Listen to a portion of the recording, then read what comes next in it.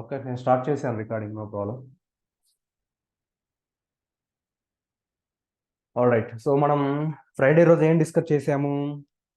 So database manual creation కోసం అవసరమైన scripts ఏం రన్ చేయాలి అనేది మనం చూసాము. అండ్ ఆఫ్టర్ దట్ మనం ఆర్కైవ్ లాగ్స్ అంటే ఏంటి, ఆర్కైవ్ లాగ్స్ యొక్క ఇంపార్టెన్స్ ఏందనేది కూడా మనం బ్రీఫ్గా డిస్కస్ చేయడం జరిగింది. సో మళ్ళీ ఒకసారి చూద్దాము what is archive log and all. So that day what we discussed.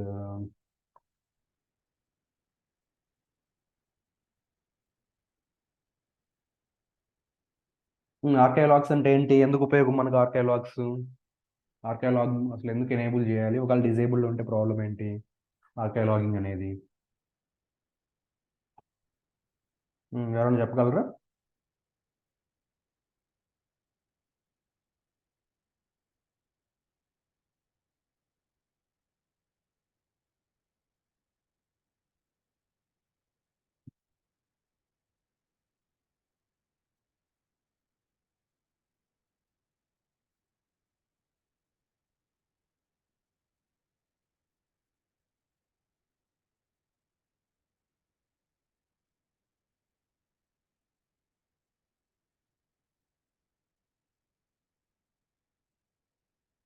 ఎవరికి ఐడియా రావట్లేదా ఆర్కైవ్ లాగ్స్ ఎందుకు అవసరము?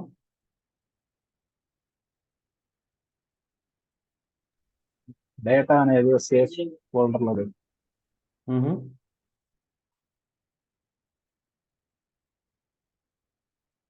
డేటా అనేది సపరేట్ సేఫ్ ఫోల్డర్ లో పెట్టి, ఎందుకు పెట్టాలి అలా? అంటే వేరే అంటే రీడ్ లాగ్ ఫైల్స్ అలా కరెక్ట్ అయినప్పుడు దాంట్లో తీసుకు రీడు లాగ్స్ కరెక్ట్ అయినప్పుడు ఆర్కైవ్ లాగ్ ఆర్కైవ్ ఫైల్ నుంచి తీసుకోవచ్చు. రీడు లాగ్స్ కరెక్ట్ అయినప్పుడు కాదు, డేటా ఫైల్స్ కరెక్ట్ అయినప్పుడు. అర్థమవుతుందా?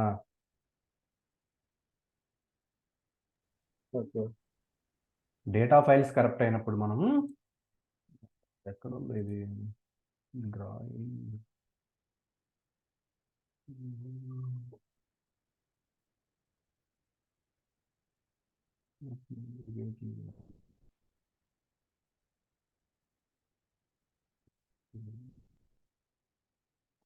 నేనేమి ఇచ్చాను?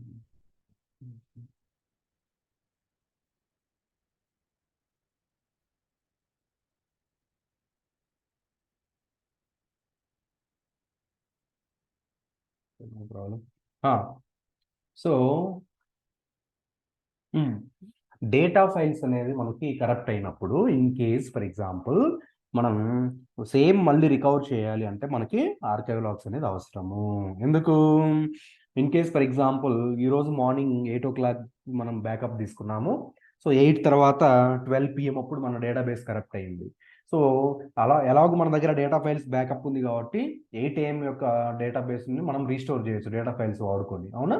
కానీ 8 నుంచి 12 PM వరకు మనకి ఏదైతే డేటా ఉందో అది డేటా ఫైల్స్లో ఉండదు. మరి ఆ డేటాను మళ్ళీ రాయాలి అంటే రీడూ లాగ్స్ అవసరము. సో రీడూ లాగ్స్ అనేవి మనకేంటి, ఒకటి ఫిల్ అయిన తర్వాత మళ్ళీ ఇంకోటి మనం ఓపెన్ చేస్తూ ఉంటాం, ఇంకొకటి స్విచ్ అవుతుంటుంది. అప్పుడేంటి, మన ఆర్కైవ్ లాగ్ మోడ్లో ఉన్నప్పుడు ఏంటంటే ఆర్కైవ్ అవుతుంటాయి బ్యాకప్ రీడూ లాగ్ ఫైల్స్. అలాగే archive redo log files data ఫైల్స్లో రాసిన తర్వాత ఆర్కైవ్ అయిన తర్వాత అవి మళ్ళీ రీడు లాగ్ రైటర్ ఏం చేస్తుంది, లాగ్ రైటర్ ఓవర్ రైట్ చేయడం జరుగుతుంది అనమాట, ఓవర్ రైట్ చేస్తుంది. సో మరి ఓవర్ రైట్ అవుతాయి కాబట్టి డెఫినెట్గా మనకు ఒక బ్యాకప్ అవసరము. సో అందుకే మనం ఒక సేఫ్ లొకేషన్లో, ఒక డిఫరెంట్ లొకేషన్లో ఆ same redo log file switch అయినప్పుడు సేమ్ ఆ రీడు లాగ్ ఫైల్ని మనం ఆర్కైవ్ లాగ్గా కాపీ చేసుకుంటాం అనమాట. సో మన దగ్గర ఎలాగూ చేంజ్డ్ ఇన్ఫర్మేషన్ మీ ఆర్కైవ్ లాగ్ ఫామ్స్లో ఉన్నాయి కాబట్టి సేమ్ లాగ్ ఫైల్స్ని, ఆర్కైవ్ లాగ్ ఫైల్స్ని వాడుకొని మనం మళ్ళీ డేటాబేస్ని రికవర్ చేయొచ్చు అనమాట. So that is the use of archive log files. So in case database archive log మోడ్లో లేదనుకోండి, ఈ ప్రాబ్లం ఏమవుతుంది మనకి? డేటాబేస్ ఆర్కైవ్ లాగ్ మోడ్లో లేకపోతే ప్రాబ్లం ఏమవుతుంది మనకి?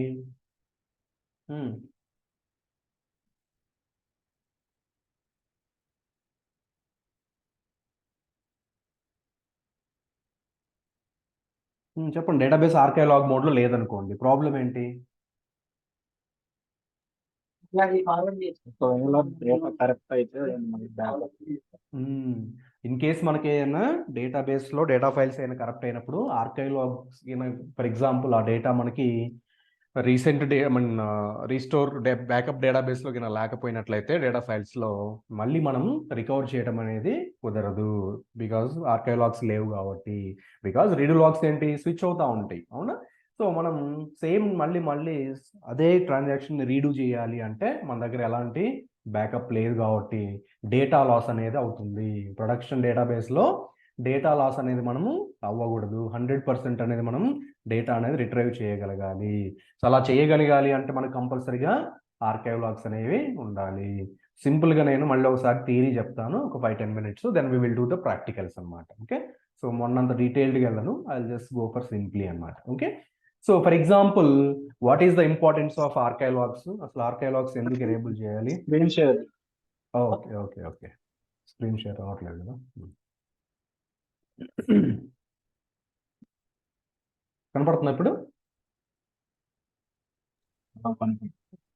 ఓకే. సో ఫర్ ఎగ్జాంపుల్ మనకి మినిమం 2 రీడూ లాగ్ గ్రూప్స్ అవసరం అని చెప్పాము డేటాబేస్ రన్ అవ్వాలంటే. ఇది గ్రూప్ 1, ఇది గ్రూప్ 2 అని చూసుకుంటున్నాను నేను. ఇది గ్రూప్ 1, గ్రూప్ 2. సో గ్రూప్ 1లో నేను రీడూ లాగ్ ఒక ఫైల్ ఉంచాను, గ్రూప్ 2లో కూడా ఇంకొక ఫైల్ ఉంచాను. ఎందుకు?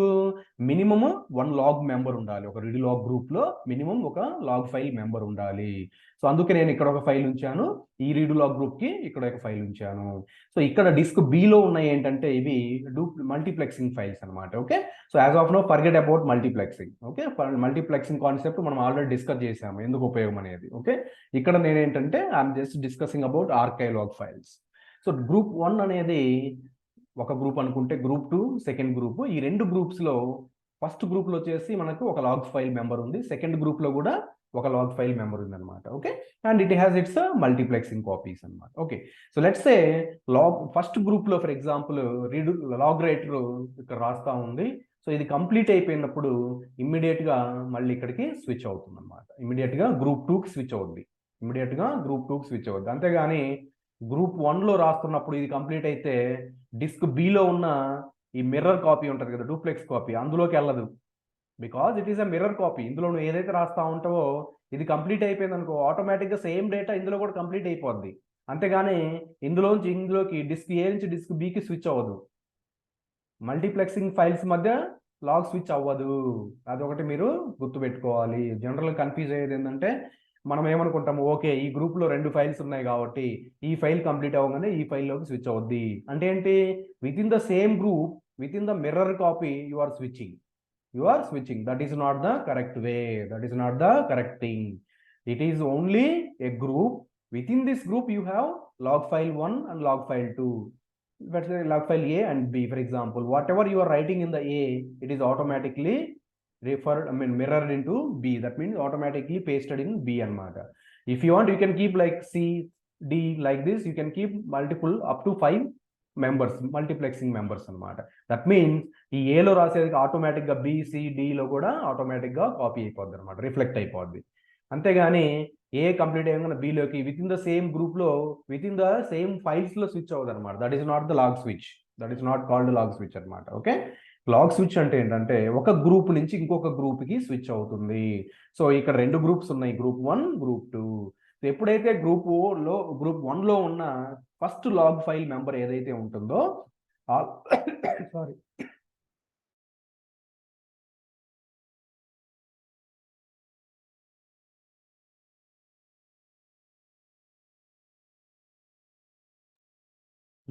So first log file member గ్రూప్లో ఇన్ఫర్మేషన్ రీడు లాగ్ రైటర్ అనేది రాస్తూ ఉంటుంది. వన్స్ ఎప్పుడైతే ఇది కంప్లీట్ అవుతుందో ఇమ్మీడియట్గా ఈ ఆల్రెడీ మిర్రర్లో ఉన్న అన్నీ కూడా ఫిల్ అయిపోతాయి. అర్థమైందా? దాన్ని ఏమవుతుంది, లాగ్ స్విచ్ అనేది ఈ గ్రూప్ నుంచి నెక్స్ట్ గ్రూప్కి వస్తుంది అనమాట. నెక్స్ట్ గ్రూప్కి, సెకండ్ గ్రూప్కి స్విచ్ అవుద్ది లాగ్ రైటర్. సో ఎప్పుడైతే ఇక్కడికి స్విచ్ అవుతుందో మళ్ళీ ఇక్కడ కూడా ఇన్ఫర్మేషన్ రాయడం స్టార్ట్ చేస్తుంది. ఎక్కడి నుంచి? రీడు లాగ్ బఫర్ నుంచి లాగ్ రైటర్ అనేది రీడు లాగ్ ఫైల్లో రాయడం స్టార్ట్ చేస్తుంది. ఎప్పుడైతే ఇది కంప్లీట్ అవుతుందో immediately it will switch to again group 1.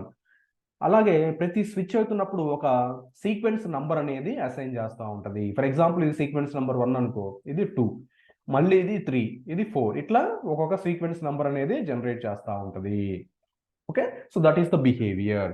So ఇప్పుడు ఒకవేళ డేటాబేస్ నో ఆర్కైలాగ్ మోడ్లో ఉన్నట్లయితే, ఎప్పుడైతే ఇది లాగ్ స్విచ్ అవుతుందో, మళ్ళీ ఇది గ్రూప్ 1కి లాగ్ స్విచ్ అయ్యేటప్పుడు ఇది ఆల్రెడీ కంప్లీట్ అయిపోయిన లాగ్ ఫైల్ కదా, ఇది ఆల్రెడీ కంప్లీట్ అయిపోయిన లాగ్ ఫైల్ అనమాట.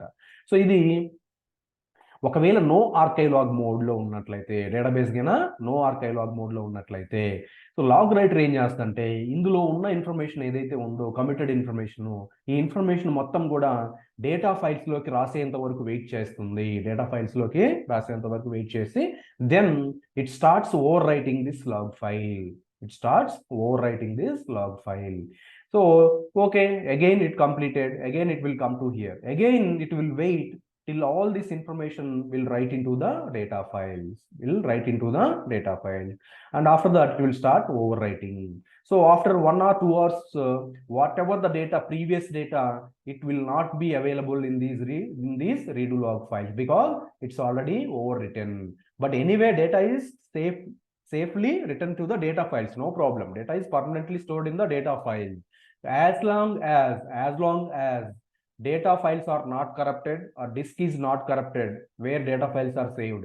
డేటా ఫైల్స్ సేవ్ అయి ఉన్న డిస్క్ గ్రూప్ కానీ లేదా డేటా ఫైల్స్ కానీ కరప్ట్ అవ్వనంత వరకు no problem at all. Even though database no archive log మోడ్లో ఉన్నా కూడా మనకు డేటా ఫైల్స్ కరప్ట్ అవ్వనంత వరకు ప్రాబ్లం ఉండదు. ఎందుకు? ఈవెన్ డేటా ఓవర్ రైట్ చేసినా ఆల్రెడీ డేటా అనేది మనకు డేటా ఫైల్స్లో రాసేంత వరకు లాగ్ రైటర్ ఓవర్ రైట్ చేయదు. సో దానివల్ల మనం డేటా ప్రొటెక్ట్ చేయొచ్చు, no problem at all. Okay, but problem ఎక్కడ అవుతుందంటే, డేటాబేస్ నో ఆర్కైలాగ్ మోడ్లో ఉన్నప్పుడు ప్రాబ్లం ఎక్కడ అవుతుందంటే, ఫర్ ఎగ్జాంపుల్ ఇలా రాసుకుంటూ వెళ్తుంది, సో ఇలా ఓవర్ రైట్ అయిపోయింది. So after 2-3 hours, for example if database got corrupted due to some issue, disk fail అయింది, అందులో ఉన్న డేటా ఫైల్స్ అన్నీ మనకి కరప్ట్ అయిపోయినాయి. సో డేటా ఫైల్స్ కరప్ట్ అయినప్పుడు మరి ఆ డేటా ఫైల్స్ మనం ప్రతి నిమిషం బ్యాకప్ తీసుకోం కదా. డేటా ఫైల్స్ అనేది ఎవ్రీ మినిట్ మనం బ్యాకప్ తీసుకోము, డెఫినెట్గా డైలీ వన్స్ లేకపోతే వీక్లీ వన్స్ ఇలా తీసుకుంటుంటాం, అవునా కదా. సో మరి అలాంటప్పుడు మనకు బ్యాకప్ ఉంది కాబట్టి డేటా ఫైల్స్ అన్నీ కూడా మనము బ్యాకప్ నుంచి రీస్టోర్ చేసుకోవచ్చు. కానీ ఎప్పటి వరకు ఆ బ్యాకప్ మనం ఉదాహరణకి ఉదయం 8 గంటలకు తీసుకున్నాం అనుకోండి, సో డేటాబేస్ క్రియేషన్ నుంచి ఉదయం 8 గంటల వరకు ఏదైతే డేటా ఉందో సేఫ్గా ఉంటుంది, నో ప్రాబ్లం. బట్ 8 నుంచి ఇప్పటి దాకా జరిగిన ట్రాన్సాక్షన్స్ ఏవైతే ఉంటాయో అవన్నీ కూడా మనకి లాస్ అయిపోతాయి.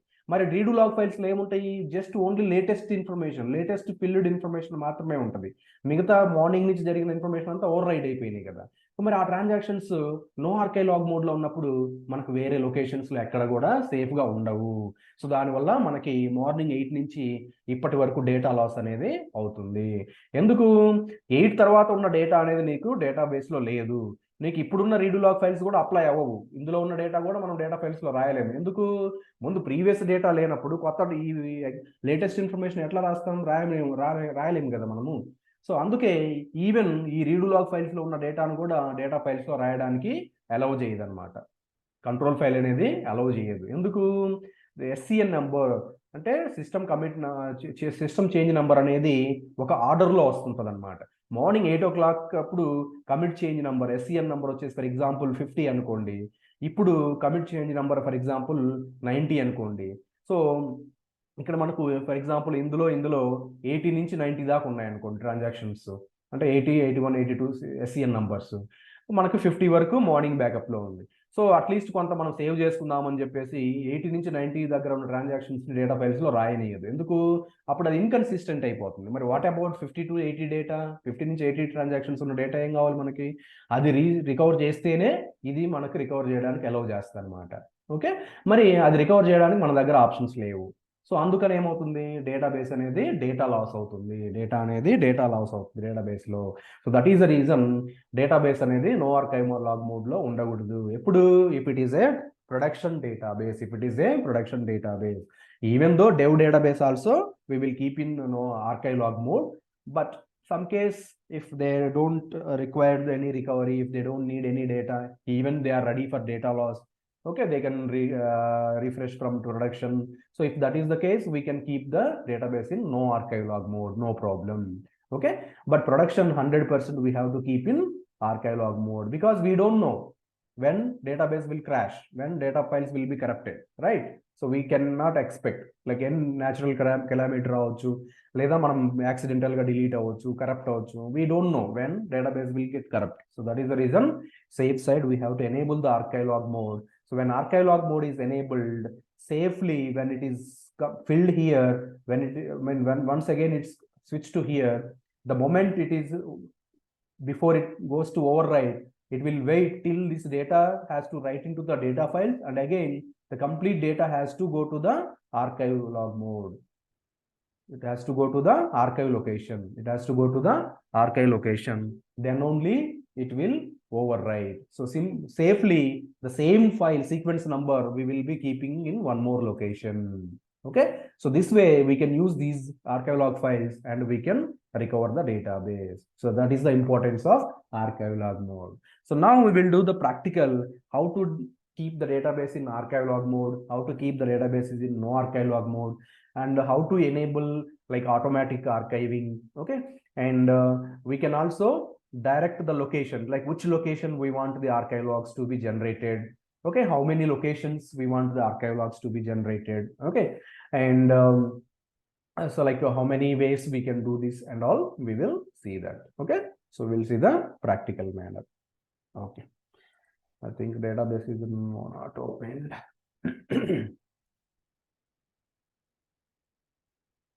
క్లియరా? ఆర్కైవ్లాగ్స్ యొక్క importance, what is the use of archive log? అసలు ఆర్కైవ్లాగ్స్ అంటే ఏంటి? Offline redo log files. Offline redo log files. ఎందుకు అంటున్నా నేను ఆఫ్లైన్ రీడు లాగ్ ఫైల్స్ అని? బికాస్ ఆర్కైవ్లాగ్స్ ఫైల్లో ఉండేది కూడా సేమ్ రీడు లాగ్ ఫైల్లో ఉన్న డేటానే ఉంటుంది, but these or offline. That means log writer is not going to touch these files. Log writer is not going to touch these files. Log writer will only write into the redo log files, online redo log files. Okay. Only there is a background process called archiver. There is a background process called archiver.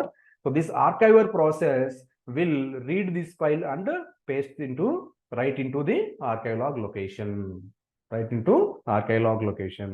But why we are calling offline redo log files means these data whatever we are keeping in Archivelogs are nothing but the redo log data. So that is the reason we called it as archived redo logs. We can say archived redo logs.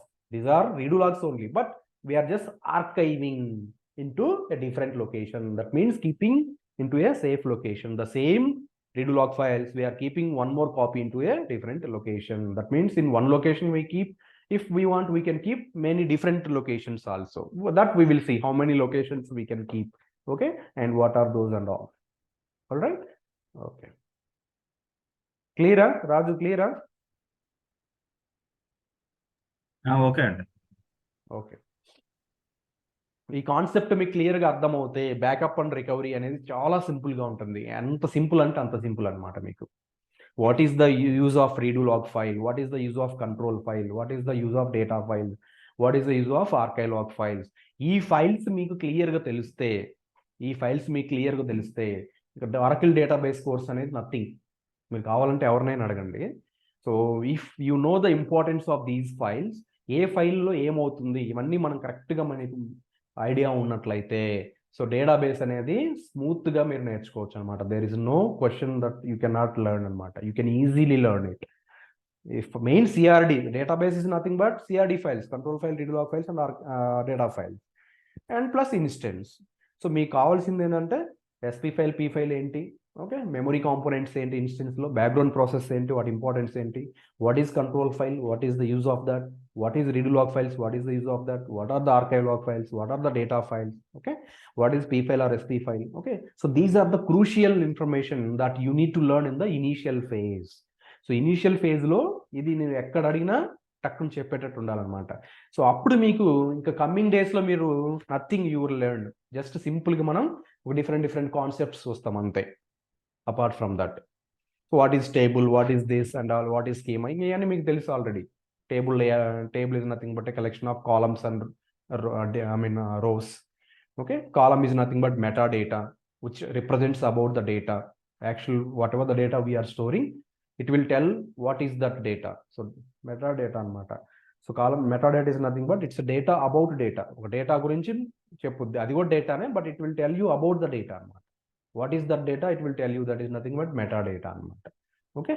So like this, so we will learn everything like table, schema. Schema and it's nothing but a user where it will store, it will create the objects like table, view, synonym, sequence. Okay. So practice చేశారా మామూలుగా మనం database objects like tables, views, DBA constraints, sequence, synonym, ఇవన్నీ మనం initial డేస్లో చెప్పుకున్నాం కదా. SQL practice చేస్తున్నారా? SQL practice చేయాలి, ఎందుకంటే మీకు as a database administrator you should have idea what is table, what is view, what is constraint, what is index, okay, what is sequence, what is synonym. డెఫినెట్గా మీకు idea ఉండాలి. మీకు complex queries రాయాల్సిన అవసరంలా, complex queries, logic, advanced queries రాయాల్సిన అవసరంలా, but simple minimum basics అనమాట. Minimum operators like where clause కానివ్వండి, having clause, group by clause, order by clause, okay, logical operators, arithmetic operators, DMLs, insert, update, delete, DDLs, create, alter, drop, rename. So ఇవి minimum practice చేయండి. SQL language అనేది DDL language, DML language, TCL language and DCL language. Okay, DCL కూడా మనం cover చేసాం. DCL అంటే ఏంటి? Data control language. How you are going to control the database or data in the database, data in the database. So how do you control? With the permissions, by granting the permission or by revoking the permission. That way you can maintain the security on the database అన్నమాట. అవునా కదా? So everything we have discussed, I request everyone to practice basic SQL first. SQL రాకపోతే మళ్ళీ మనకి problem అయిపోద్ది అనమాట. మీకు select queries కానివ్వండి, సెట్ అప్డేట్స్ కానివ్వండి, ఇవన్నీ. Okay.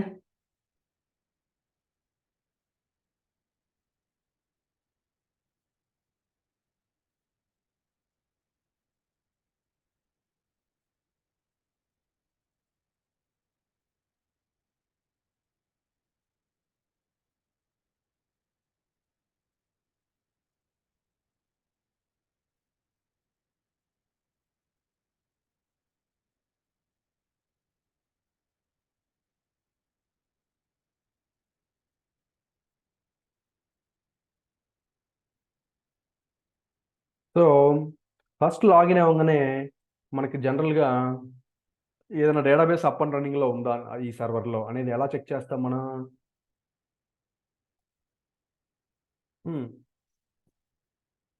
I don't know, is there any database is up and running or not in this server? How do you check it? ఎలా చెక్ చేస్తాం?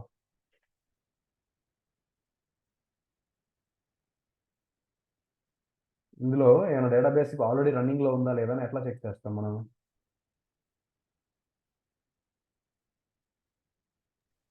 PSI grep ps-ef grep pman. So this is the first command you need to use whenever you logged in. You have to type ps-ef grep pman or smon. You can go for smon or pman because these are the mandatory background processes. If there is no pman or smon, means there is no instance running in your data, in this server. So if you consider like this is a server, okay, so in this server I can say there is no instance is up and running. There is no instance is up and running because there is no pman process. That means if pman process is not there, means instance is not there, right or wrong? Instance start అయితేనే కదా మనకు memory allocation, background process start అయ్యేది, అవునా కదా? So background process allocate అవ్వలేదు అంటే start అవ్వలేదు అంటే దాని అర్థం ఏంటి? There is no instance is running in this server. There is no instance is running in this server. So all instances are, maybe one instance is already down. So let's say I have two instances here, dev and prod. So I want to start prod. So source that environment. So if you want, you can say env grep ora. Then you can say what is Oracle SID. This is the Oracle SID. SID is nothing but system identifier or instance name. This is the base and this is the home. So now I'll start the database.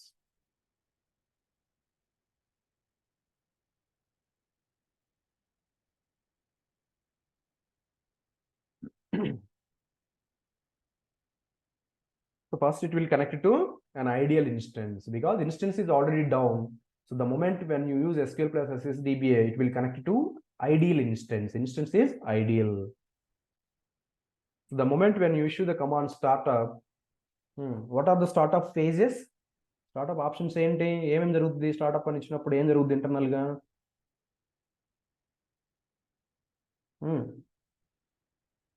మనం ఎప్పుడైతే startup అని ఇస్తామో ఏం జరుగుద్ది? Database అసలు ఎట్లా database open అవుతుంది? ఏమేమి జరుగుతుంది ఓపెన్ అయ్యే ముందు? ఈచ్ స్టేజ్లో ఏం జరుగుద్ది?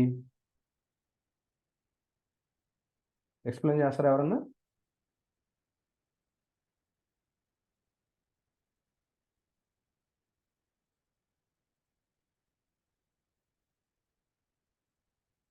చెప్పు వినయ్. మనం స్టార్ట్అప్ అనే కమాండ్ ఇచ్చినప్పుడు డేటాబేస్ ఎట్లా అప్ అవుతుంది? ఏమేమి జరుగుద్ది ఇంటర్నల్గా?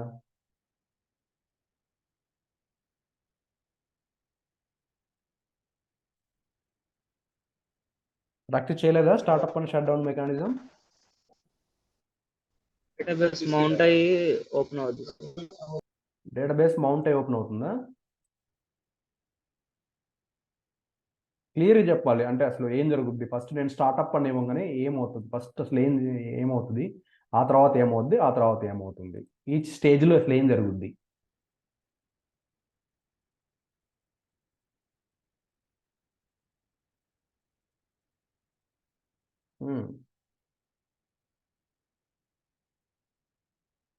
రాజు గారు చెప్తారా ఏం జరుగుద్దా?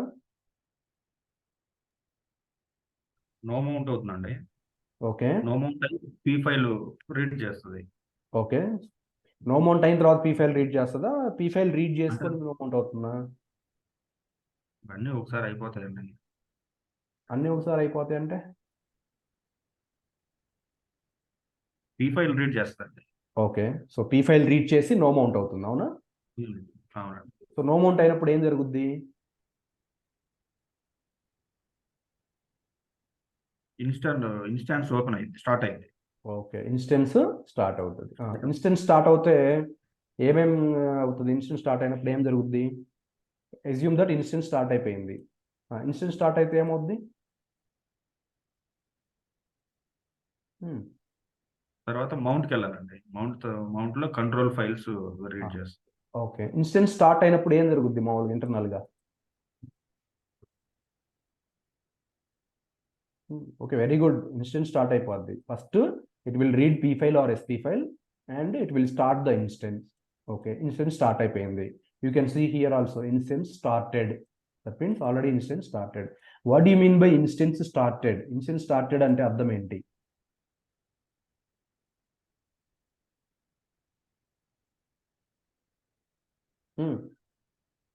ఇక్కడే ఉంది ఆన్సర్.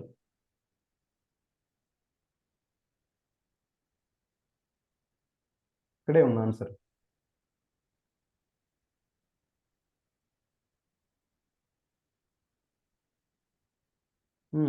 చెప్పాలి. ఇంకా వేరే వాళ్ళని చెప్పొచ్చు ఎవరైనా.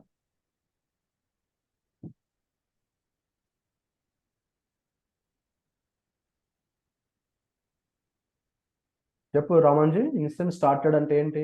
దాని అర్థం ఏంటి? ఏం జరిగింది?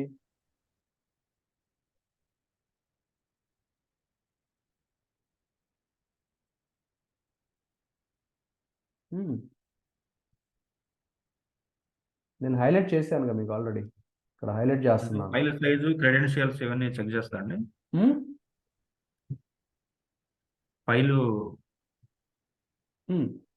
సైజులు ఇవన్నీ, ఏ ఫైల్ ఉంటుంది, ఫైల్ నేమ్. లేదు లేదు లేదు. Instance started. What do mean by instance? Instance అంటే ఏంటి నార్మల్గా? What do mean by instance? Instance అంటే ఏంటి ఒరకిల్లో? What is instance? చెప్పాలి. మళ్ళీ బేసిక్స్ చెప్పలేకపోతున్నారు. What do mean by instance? Instance అంటే ఏంటి?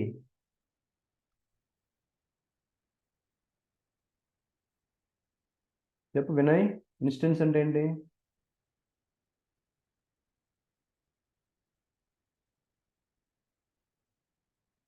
మీరు బై హార్ట్ చేయాలి అవి. ఇనీషియల్గా you have to by heart, no problem. After like 15-20 days still instance అంటే ఏంటో కూడా చెప్పలేకపోతున్నారు అనుకోండి, then it will be a problem.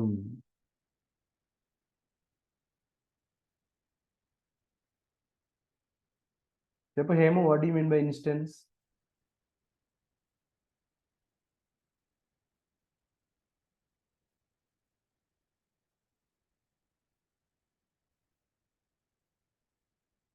Instance అంటే ఏంటి? ఆర్కిటెక్చర్లో చెప్పాం కదా మనం అంత క్లియర్గా.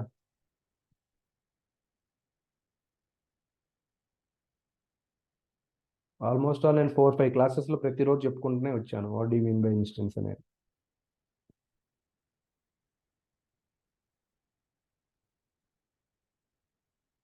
Simple one word answer you can say. What do you mean by instance?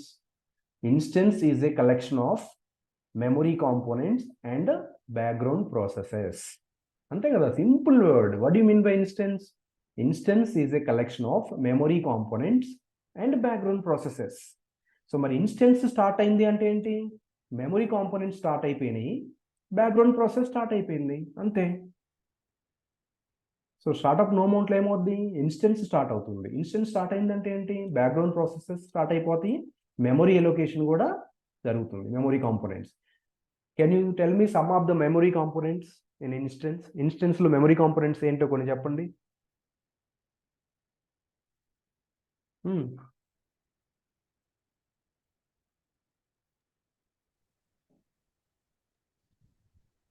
Database buffer, redo log buffer.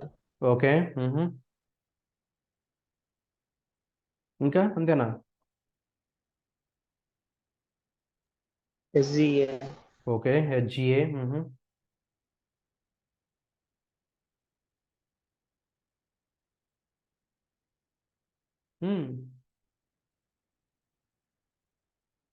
చదవాలి, ఆర్కిటెక్చర్ చదవాలి.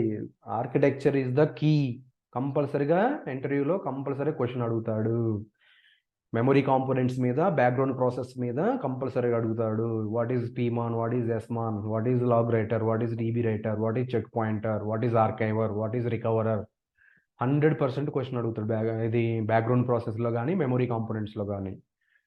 ఓకే, సో నువ్వు ఇన్స్టెన్స్ అంటే మెమరీ కాంపోనెంట్స్, బ్యాక్గ్రౌండ్ స్ట్రక్చర్ అన్నావు కదా. Can you tell me some memory components అంటాడు. You have to tell that immediately. SGA, PGA. Again, SGA is the combination of sub memory components. Those are nothing but database buffer cache, redo log buffer,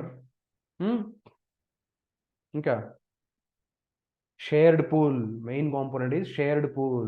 Again, shared pool is divided into library cache, dictionary cache. Apart from this, we have like Java pool, large pool, streams pool. Okay, so we have some other pools as well.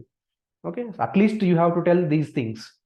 The shared pool, database buffer cache, redo log buffers. Again, shared pool, library cache and dictionary cache. So you have to remember these words. Those are the memory components. So can you tell me some background processes? You have to tell immediately. Background processes are pmon, smon, okay, recoverer, archiver, log writer, db writer, check pointer, CKPT, LGWR, DWR, okay, so DBW, so whatever it is, SMON, PMON, RECO, RECO, ARCN, archiver. So you have to buy hard, no problem, I don't mind it. Okay, కానీ మీకు finger tips మీద ఉండాలి, ఎప్పుడు అడిగితే అప్పుడు చెప్పేటట్టు రెడీలో ఉండాలన్నమాట. So ఇంకా మీకు ఆఫ్టర్ ఇన్ని డేస్ తర్వాత కూడా ఇన్స్టెన్స్ అనగానే మీరు ఇంకా తడుముకుంటా ఉన్నారు. What is instance, what is instance, what is database, what is database?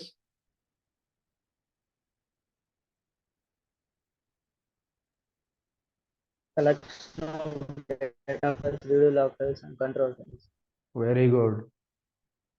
In Oracle database is nothing but a physical database. Physical database is nothing but CRD files, control file, read log files, and data files. This is nothing but your database. Your instance is memory components like SGA and PGA, but your database is a collection of control file redo log files and data files. redo log files మళ్ళీ ఆఫ్లైన్లో ఉంటాయి, ఆర్కైలాగ్ files అంటాం, వాటిని మళ్ళీ సపరేట్గా చెప్పాల్సిన అవసరం లేదు. So what is our Oracle database server? Oracle database server అని ఎప్పుడు అంటాము అంటే ఇన్స్టెన్స్ ప్లస్ డేటాబేస్ రెండు కలుపుకొనే మనం ఆరకిల్ డేటాబేస్ సర్వర్ అంటాం. ఓన్లీ ఇన్స్టెన్స్ రన్ అవుతుంది అనుకో, for example we cannot say Oracle database is running. Oracle database రన్నింగ్లో ఉంది అంటే you have to say Oracle database server is available means instance అవైలబుల్లో ఉండాలి, డేటాబేస్ అవైలబుల్లో ఉండాలి. ఓన్లీ ఇన్స్టెన్స్ అవైలబుల్లో ఉందనుకో ఫర్ ఎగ్జాంపుల్, అంటే ఏంటి, ఓన్లీ జస్ట్ నో మౌంట్లో ఉందనుకో, no one can connect and do whatever they want to. No, they cannot do whatever they want to do it because only just instance started. That means you cannot say Oracle database server is ready. No. So when you can say Oracle database is ready, your instance should be first up and running, plus your CRD file should be open. That means your control file should be available and your redo log file should be available and your data file should be available. When these three files are online is nothing but open. Control file will be opened and it will be closed. When you are mounting the database, control file will be opened and your redo log files and data files will be opened when your database is opened. And when you go for shutdown, first redo log files and data files will be closed. After that, control file will be closed. Control file closed enough, it will go for dismount. After that, your instance will be shut down. That means memory components will be released and background process will be down. ఎందుకు memory components అని ఎక్కడి నుంచి తీసుకుంటాం మనము? We will take from physical RAM నుంచి మనం SGA size ఎంతైతే define చేస్తామో అంత ర్యామ్ అనేది వర్చువల్గా మనకి ఇన్స్టెన్స్ మెమరీ కాంపోనెంట్స్కి అలొకేట్ చేస్తాము. This is what it is doing. What ever we mentioned in the P file or SP file, the SGA size, that means the memory component, the memory target or memory size, whatever we have mentioned, okay, based on that memory, it will take from RAM and it will divide into subcomponents like database buffer, redo buffer, okay, shared pool. So whatever the size, it will automatically reallocate and it will start the background processes. When it is down, instance down means this memory will be released and given back to physical RAM and database background process will be down. So this is the reverse order. When you are doing the startup, first instance will come, memory will be allocated and background process started. And again, it will check the control file, whether control as per P file or SP file, whatever the locations you have mentioned, all those files control files are available physically and they are intact. That means they are not corrupted. It will check it. So SP file will check that, and once control file is online, then SP file will give the handover to the control file. Now control file will take the handover because it is online. Now control file will take the handover and database is in mount state. So control database mount అవ్వట్లేదు అంటే మనకు SP ఫైల్లో ఉన్న ప్రకారము control files అనేవి అవైలబుల్లో లేవు లేదా కరప్ట్ అవటము డిలీట్ అవటము జరిగింది, అందుకే డేటాబేస్ మౌంట్ అవ్వట్లేదు. అర్థమవుతుందా? సో వన్స్ మౌంట్ అయిందంటే కంట్రోల్ ఫైల్ ఆన్లైన్ అయినట్టు. సో కంట్రోల్ ఫైల్ ఆన్లైన్ అయింది అంటే కంట్రోల్ ఫైల్ దగ్గర ఏముంటుంది? It will have all the physical database information, like what are all the redo log files, archivelog files and data files, the locations, names, everything will be stored in the control file. So control file online lo undi kabatti it will take the handover and it will check whether all the files are available as per my information. నా దగ్గర ఉన్న information ప్రకారము అన్ని files కరెక్ట్గా ఉన్నాయా లేవా, అన్ని కరెక్ట్గా ఉన్నట్లయితే then it will also check the second check. It will also go for second check. What is that? నేను షట్ డౌన్ అవ్వక ముందు నా దగ్గర చెక్ పాయింట్ ఇన్ఫర్మేషన్ ఉంటుంది. చెక్ పాయింట్ ఇన్ఫర్మేషన్ అంటే ఏంటి? డేటాబేస్ డౌన్ అవ్వకముందు ఏదైతే చెక్ పాయింట్ అయ్యిందో దాని ప్రకారము SCN నంబర్ జనరేట్ అవుతుంది, చెక్ పాయింట్ నంబర్. ఓకే, ఆ SCN నంబర్ అనేది డేటా ఫైల్స్లో అప్డేట్ అయిందా లేదా, డేటా ఫైల్స్లో అప్డేటెడ్ ఉందా లేదా అంటే షట్ డౌన్ అవ్వకముందు ఎన్ని ట్రాన్సాక్షన్స్ అయితే కమిట్ అయినాయో ఆ ట్రాన్సాక్షన్స్ అన్నీ కూడా డేటా ఫైల్స్లో ఉన్నాయా లేవా అని చెక్ చేస్తుంది. ఇన్ కేసు డేటా ఫైల్స్లో లేకపోతే it will ask SMON process, it will tell to the SMON process, please do the recovery, please perform the recovery. Then SMON ఏం చేస్తుంది? It will invoke recovery process. So whatever missing transactions, it will take the help of archivelog files and redo log files. సో ఇంతకుముందు ఏ అయితే transactions ఉన్నాయో అవి కంపల్సరీగా మనకి రీడ్ లాగ్ ఫైల్స్ లేదా ఆర్కైవ్ లాగ్ ఫైల్స్లో ఉంటాయి. సో అందులో ఉన్న డేటాని మళ్ళీ సర్వర్ ప్రాసెస్ హెల్ప్ తోటి డర్టీ బఫర్ క్యాషెలోకి డంప్ చేస్తుంది అనమాట. డేటా అనేది డైరెక్ట్గా డేటా ఫైల్స్లో రాయదు SMON process, because SMON has no access to data files. Data ఫైల్స్లో ఓన్లీ డీబీ రైటర్ ప్రాసెస్ మాత్రమే రాయగలదు. సో అందుకని ఏం చేస్తుంది, with the help of server process it will tell to the server process, please keep all the redo information whatever required for recovery into the dirty buffer cache. Then immediately when the data is available in the dirty buffer cache, db writer flush that information to the data files. Then data ఫైల్స్లో హెడర్స్లో కూడా మనకి number అనేది increase అవుతూ ఉంటుంది. Control ఫైల్లో ఉన్న నంబర్కి డేటా ఫైల్స్లో ఉన్న నంబర్ మ్యాచ్ అయినప్పుడు then it will tell allow the database to the open. Okay, నా దగ్గర ఉన్న ఇన్ఫర్మేషన్ ప్రకారము అన్ని ట్రాన్సాక్షన్స్ డేటా ఫైల్స్లో ఉన్నాయి, అన్ని data files redo log files అన్నీ కూడా కరెక్ట్గా ఉన్నాయి కాబట్టి now no problem, I will allow the database to the user అని చెప్పేసి డేటాబేస్ ఓపెన్ అవుతుంది. క్లియరా? హేము, వినయ్, క్లియరా?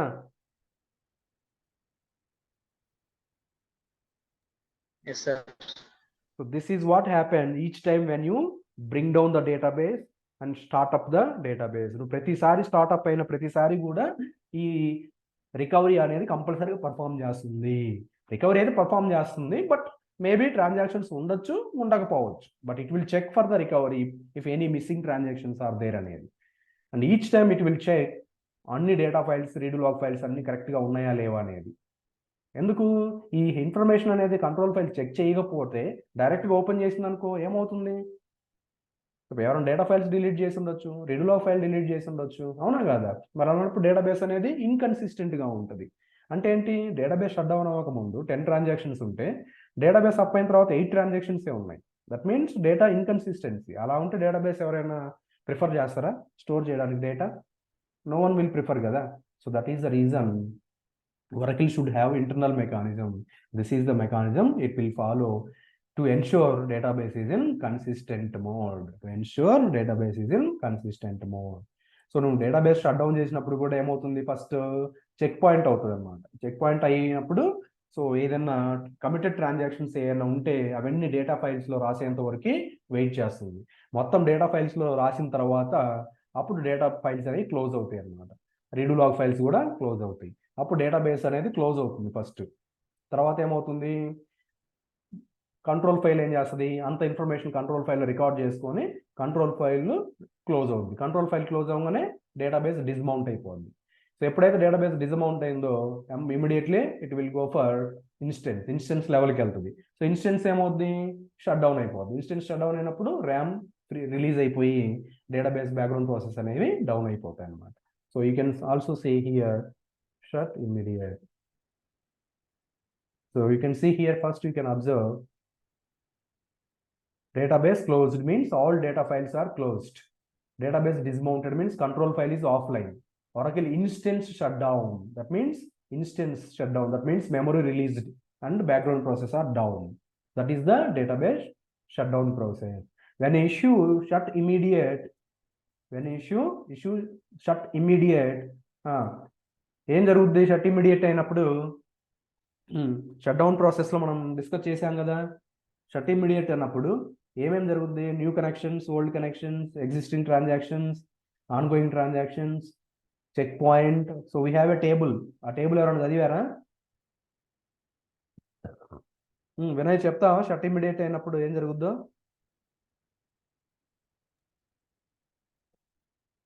న్యూ కనెక్షన్స్ నీ వాయిస్ కొంచెం కట్ అవుతుంది వినయ్. సరే ఓకే చెప్పు. న్యూ ట్రాన్సాక్షన్సా, న్యూ కనెక్షన్సా? కనెక్షన్స్ ఎలో చేయదు. న్యూ కనెక్షన్స్ ఎలో చేయదు. Very good. ఎండ్ అయ్యేదాకా వెయిట్ చేయదు. సెషన్ ఎండ్ అయ్యేదాకా వెయిట్ చేయదు. ఓకే. ఇంకా what about ongoing transactions? Immediately role back చేసేస్తుంది. Okay, next check point sir last check point అవుద్దా అవదా? అయింది సార్. మరి చెక్ పాయింట్ అయినప్పుడు ఏమవుద్ది? వాట్ విల్ ఇప్పుడు హ్యాపెన్? దాకా అంత ముందు దాకా ఉన్న కమిటెడ్ డేటా అంతా డేటా ఫైల్స్ లో స్టోర్ అయింది. ఓకే. ఒకవేళ ఏదైనా అన్కమిటెడ్ ట్రాన్సాక్షన్స్ ఉంటే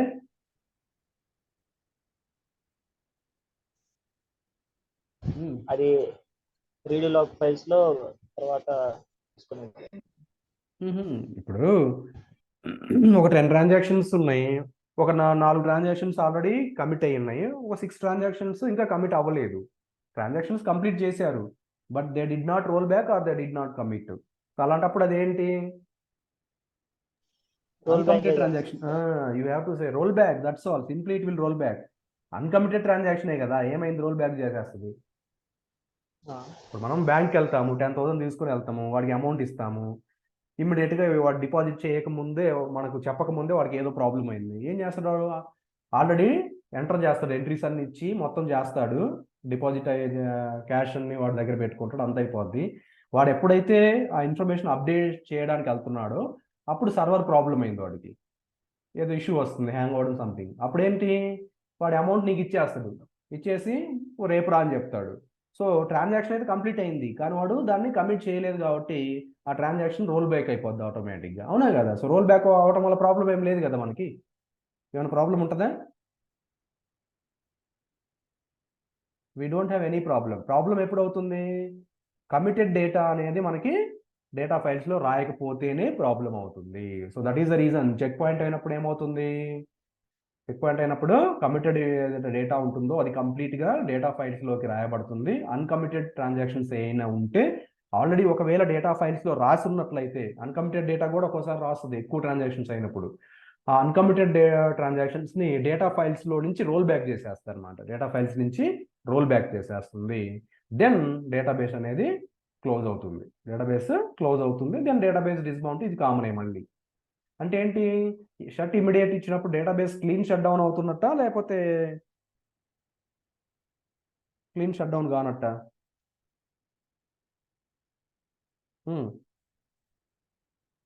చెప్పు వినయ్. షట్ ఇమీడియట్ అంటే క్లీన్ షట్ డౌనా, లేకపోతే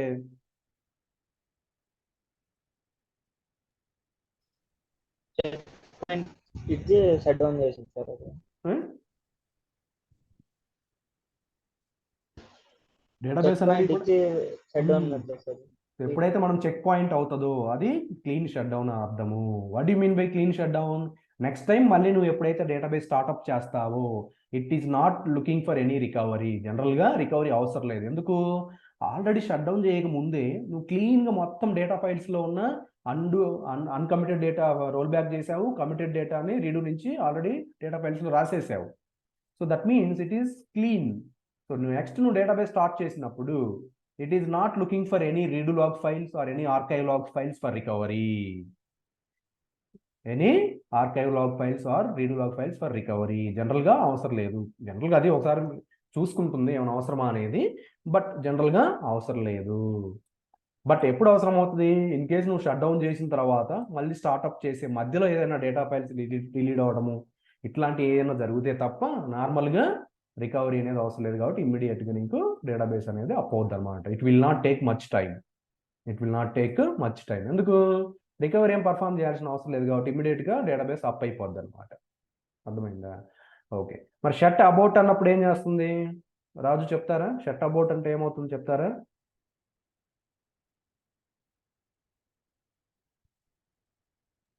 టెర్మినేట్ అయిపోద్దండి. ఏం టర్మినేట్ అవుతుంది? ఇన్స్టాన్స్. చెక్ పాయింట్ అవుతుందా షట్ అబౌట్ అయినప్పుడు? చెక్ పాయింట్ అవ్వదండి. చెక్ పాయింట్ అవ్వకపోవడం వల్ల మనకి ఏంటి problem? Point clean shut down అవ్వదు. క్లీన్ షట్ డౌన్ అవ్వట్లేదు అంటే దాని అర్థం ఏంటి?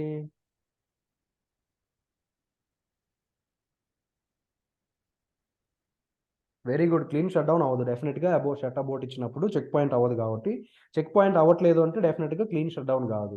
మరి చెక్ పాయింట్ అవ్వకపోవడం వల్ల నష్టం ఏంటి మనకి? డేటా అది సేవ్ అవ్వదండి. ఎక్కడ సేవ్ అవ్వదు?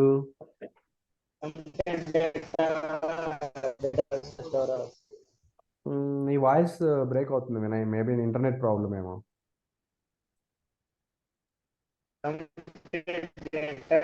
డేటా ఫైల్స్ స్టోర్ అవ్వదు sir. So Raju, you have to tell like this: check point అవ్వనప్పుడు whatever the committed data which is not written to the data files, whatever the committed data which is not written to the data files, already రాస్తే no problem.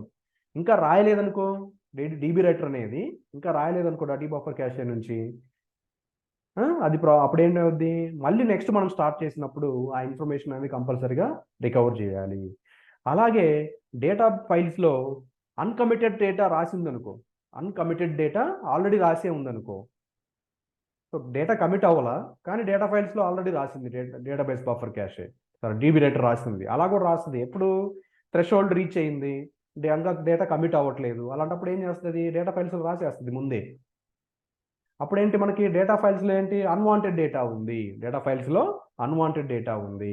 So next మనం database up చేసినప్పుడు it has to roll back all the unwanted data and it has to roll forward the committed data. So కంపల్సరీగా recovery operation అనేది జరగాలి. So recovery operation జరగాలి అంటే మన దగ్గర redo log files, archive log files కంపల్సరీగా మన దగ్గర ఉండాలి. ఇన్ కేసు మన దగ్గర archive log files, redo log files ఏదైనా మిస్ అవుతే గినా డేటా లాస్ అవ్వటం జరుగుతుంది. That is a risky job. That is the reason we don't prefer to go for database shut about. కానీ ఎప్పుడు షట్ అబౌట్ చేస్తాము, ఏ కేసులో మనం షట్ అబౌట్ చేయాలి చెప్పు రాజు? షట్ అబౌట్ అనేది ఎందుకు చేయాల్సి వస్తుంది మనకి? మరి అలాంటప్పుడు చెక్ పాయింట్ అవ్వనప్పుడు మనం ఎందుకు చేయాలి షట్ అబౌట్? చెప్పలేనండి. చెప్పలేరా? చెప్పు రామాంజీ, మరి షట్ అబౌట్ ఎందుకు వాడాలి? ఆ కమాండ్ వల్ల మనకు డ్రాబ్యాక్ ఉంది కదా.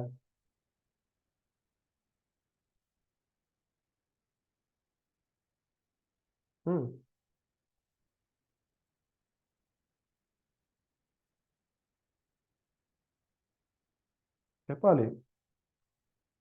కమాండ్ ఇచ్చాడంటే డెఫినెట్గా దాని ఏదో ఉంటుంది కదా, యూజ్ అయితే ఉంటుంది, వర్క్ ఇవ్వడు కదా. అన్నెసెసరీగా ఎందుకు ఆ కమాండ్ ఇస్తాడు వాడు? చెక్ పాయింట్ అవ్వదు, మళ్ళీ రికవరీ కావాలి, ఇదంతా అన్నెసెసరీ కదా వాడికి. కానీ స్టిల్ ఎందుకు వాడుతున్నాడు ఆప్షన్ షట్ అబౌట్ అని ఎందుకు వాడాల్సి వస్తుంది? మనం ఎప్పుడు వాడాలి?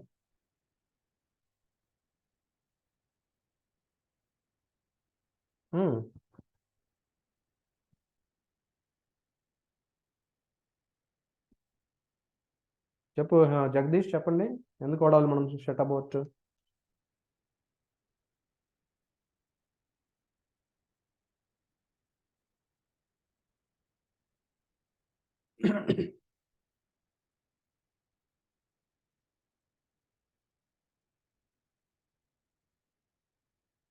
చెప్పు వినయ్, ఎందుకు వాడాలి మనం shut about?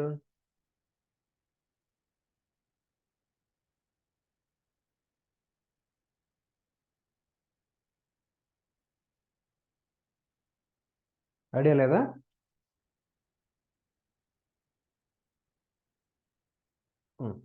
No problem. Shut abort అనేది ఎప్పుడు వాడుతాము అంటే, ఇన్ కేస్ మనం డేటాబేస్ని క్లీన్గా షట్ డౌన్ చేయలేకపోతున్నాము. ఎందుకు చేయలేము clean shut down? In case మనకు ఆల్రెడీ డేటాబేస్ అప్ అండ్ రన్నింగ్లో ఉన్నప్పుడు, డేటాబేస్ అప్ అండ్ రన్నింగ్లో ఉన్నప్పుడు మనకు తెలియకుండా యాక్సిడెంటల్గా ఏదైనా కంట్రోల్ ఫైల్ డిలీట్ అవ్వడం కానీ, రీడు లాగ్ ఫైల్ డిలీట్ అవ్వడం కానీ, లేదంటే డేటా ఫైల్స్ డిలీట్ అవ్వడం కానీ, సంథింగ్ ఏదైనా ప్రాబ్లం అయిందనుకోండి, అప్పుడు మనకు తెలియదు, బట్ మనం డేటాబేస్ని నార్మల్గా షట్ డౌన్ చేయడానికి ట్రై చేస్తున్నాం. షట్ ఇమీడియట్ అని ఇట్లా నార్మల్గా షట్ డౌన్ చేయడానికి ట్రై చేస్తున్నాం. అప్పుడు ఏమవుద్దంటే, అది షట్ ఇమీడియట్ అన్నప్పుడు చెక్ పాయింట్ అవ్వాలి కదా. సో చెక్ పాయింట్ అయినప్పుడు ఏమవుతుంది, కమిటెడ్ డేటా మొత్తం డేటా ఫైల్స్లోకి రాయడానికి ట్రై చేస్తుంది. సో డేటా ఫైల్స్లోకి ట్రై చేసినప్పుడు one of the data file miss అవుతుంది. మరి డేటా ఫైల్ మిస్ అయినప్పుడు, అది చెక్ పాయింట్ అయినప్పుడు ఆ డేటా అనేది అందులో రాయలేదు కదా, కంపల్సరీగా సో ఫైల్ మిస్సింగ్ అని ఎర్రర్ ఇస్తుంది అనమాట. సో ఫైల్ మిస్సింగ్ అని ఎర్రర్ ఇచ్చేసి డేటాబేస్ అనేది షట్ డౌన్ అవ్వదు. In case redo log file miss అయింది, ఆ రీడు లాగ్లో ఉన్న డేటా అనేది మనకి డేటా ఫైల్లో రాయాలి. ఆ డేటా అనేది మనకి ఇప్పుడు ఆ ఫైల్ మిస్ అయింది. సో అలాంటప్పుడు ఏంటి, చెక్ పాయింట్ అవుతుంది కానీ ఆ ఇన్ఫర్మేషన్ డేటా ఫైల్లో రాయలేదు. అలాంటప్పుడు కూడా మనకి రీడు లాగ్ ఫైల్ మిస్సింగ్ అని ఎర్రర్ ఇచ్చేస్తుంది. ఒకవేళ కంట్రోల్ ఫైల్ మనకి లేదనుకో, సో కంట్రోల్ ఫైల్ లేనప్పుడు చెక్ పాయింట్ అయినప్పుడు ఫస్ట్ కంట్రోల్ ఫైల్లో లేటెస్ట్ ఎస్ఈఎన్ ఏందనేది చెక్ చేయడానికి ట్రై చేస్తుంది. అసలు కంట్రోల్ ఫైలే మిస్ అయింది. సో ఇమ్మీడియట్గా it will give you an error. అంటే ఏంటి, మనం నార్మల్ షర్ట్ ఇమ్మీడియట్ ఇచ్చినప్పుడు నార్మల్గా చెక్ పాయింట్ అవుతుంది కాబట్టి కంపల్సరీగా మనకేంటి archive, redos and data files, control file అన్నీ కూడా మనకి ఆన్లైన్లో అవైలబుల్లో ఉండాలి. అప్పుడు మాత్రమే మనకి చెక్ పాయింట్ క్లియర్గా అవుతుంది. అప్పుడే డేటాబేస్ మనకి డౌన్ అవ్వడానికి అలౌ చేస్తుంది. ఇన్ కేస్ మనం షర్ట్ ఇమ్మీడియట్ ఇచ్చాము, one of the disk crash అవ్వటము, లేదా డేటాబేస్ అసలు హ్యాంగ్ అయిపోవటం కంప్లీట్గా.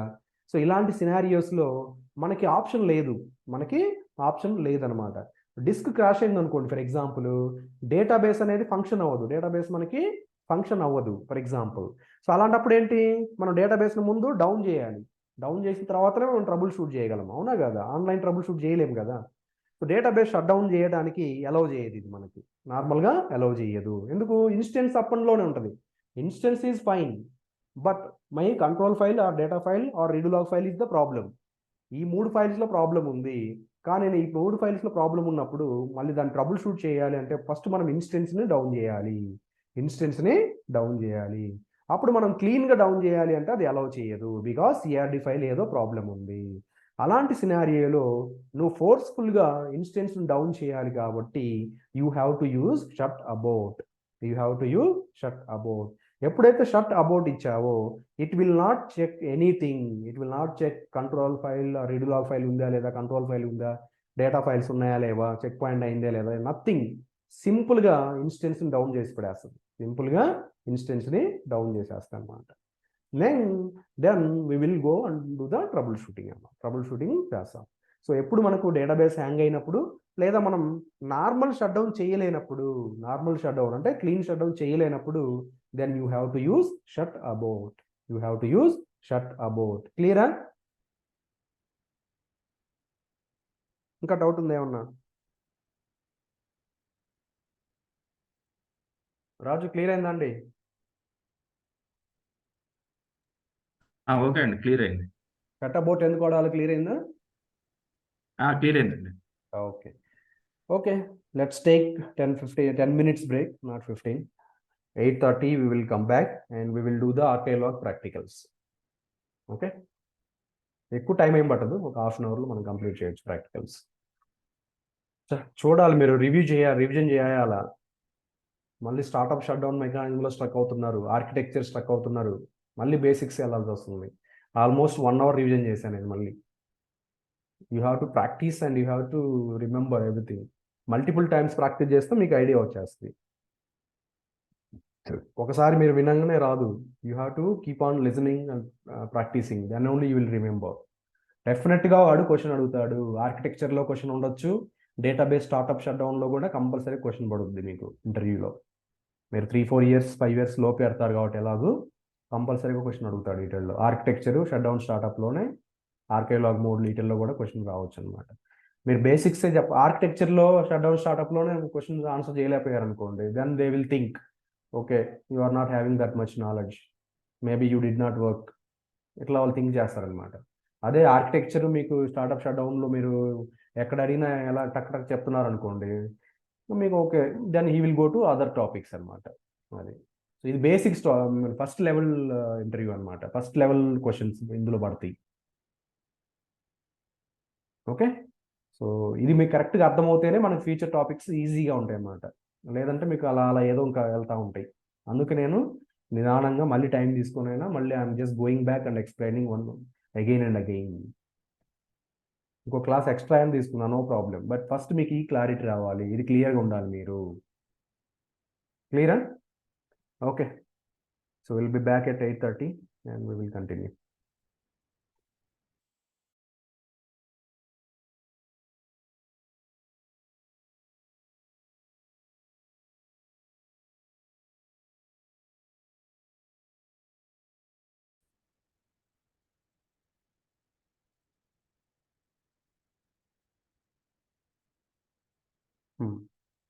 All right, so let's start up the database.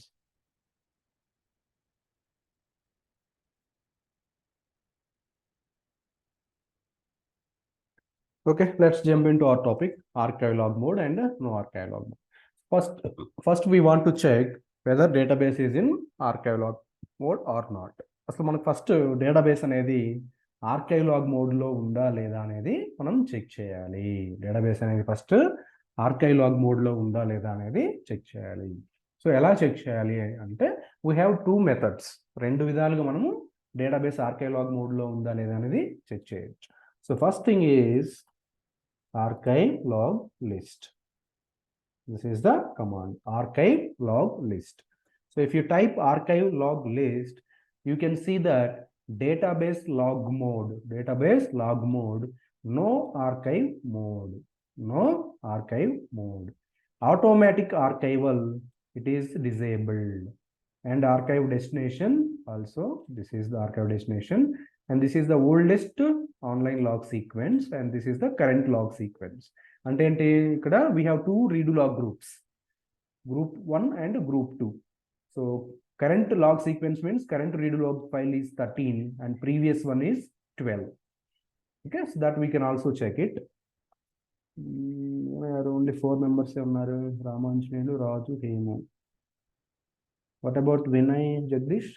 They got dropped. Okay, no issues. All right. So మనకి ఇక్కడ క్లియర్గా తెలుస్తుంది ఏంటది, డేటాబేస్ లాగ్ మోడ్ వచ్చేసి నో ఆర్కైవ్ లాగ్ మోడ్, అంటే ప్రెజెంట్ డేటాబేస్ అనేది నో ఆర్కైవ్ లాగ్ మోడ్లో ఉంది. లేదు అంటే we can also check it from $v database. From $v database also we can check it. What is that? You can see here there is a column called log_mode. So select log_mode from $v database. We can see no archivelog. No archivelog అంటే archivelog అనేది disable లో ఉంది అని అర్థం. No archivelog అనేది disable లో ఉంది.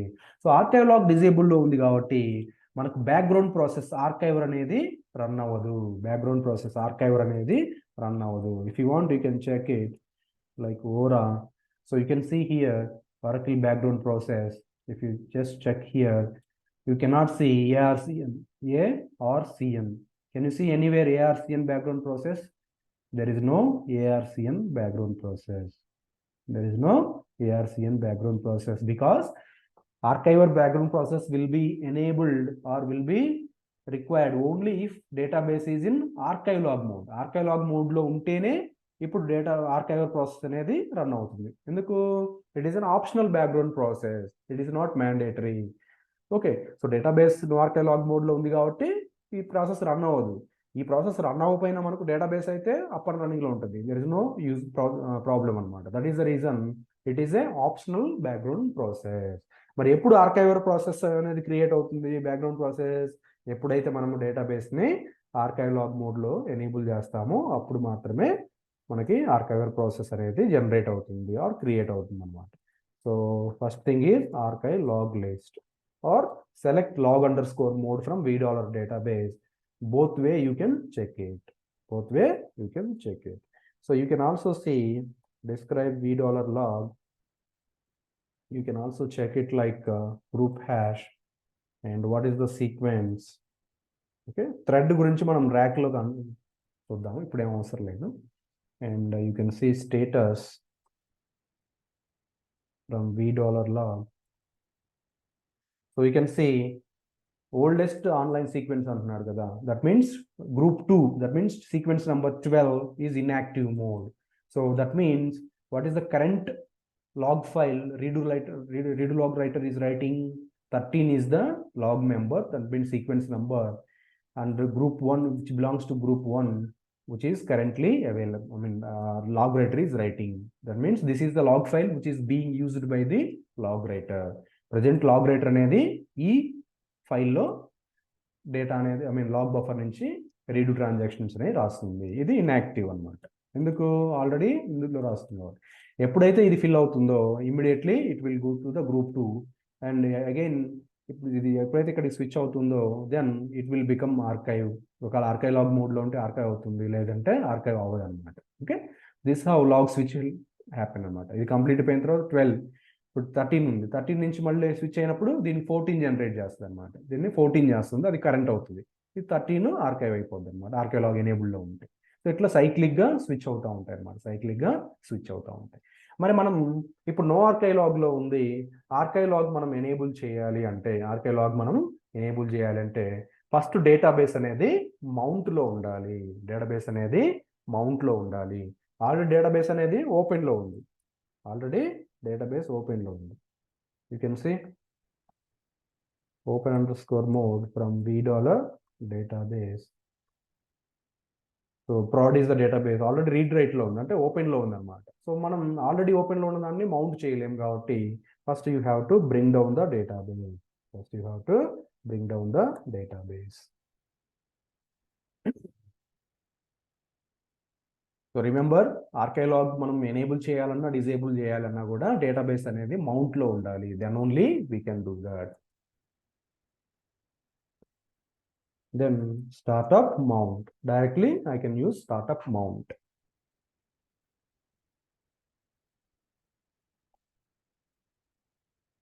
Okay, so ఎందుకు మౌంట్లో ఉండి చేయాలి అంటే మనం ఎనేబుల్ చేసినప్పుడు కంట్రోల్ ఫైల్లో ఆ లొకేషన్, ఆర్కైవ్లాగ్ పాత్ ఎక్కడ, ఇదంతా ఇన్ఫర్మేషన్ అనేది కంట్రోల్ ఫైల్లో సేవ్ అవ్వాలి.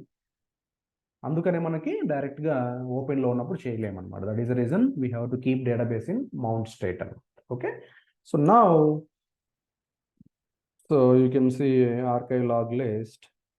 ఓకే, సో డిజేబుల్లో ఉంది. ఇప్పుడు ఎనేబుల్ చేయాలంటే simple, alter database archive,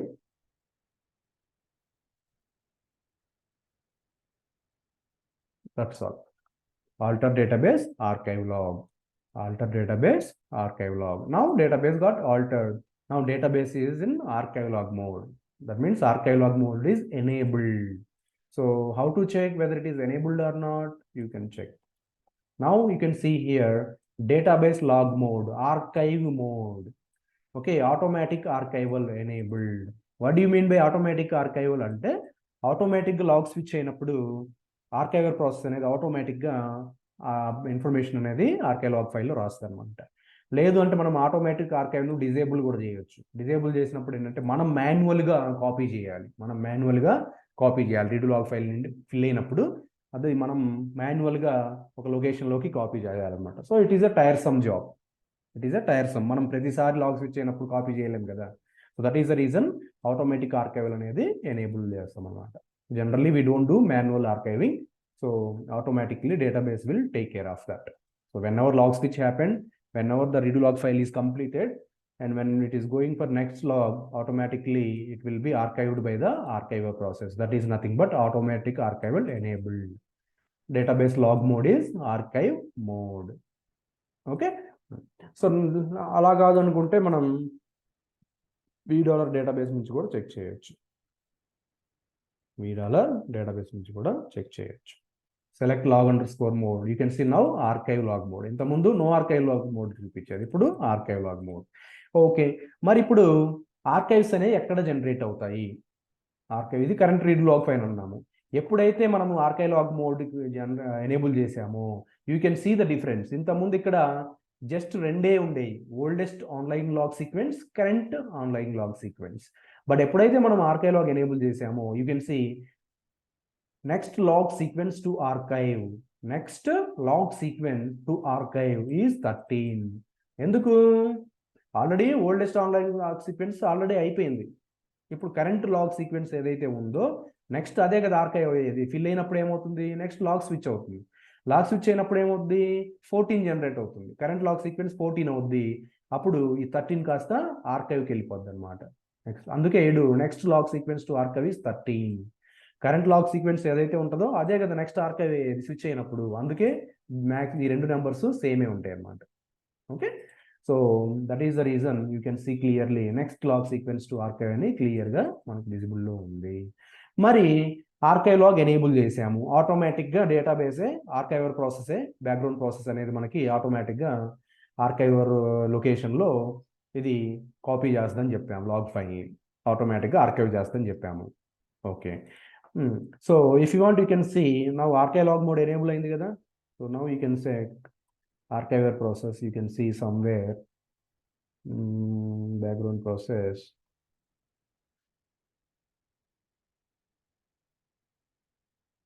ARC అని రాలేదా?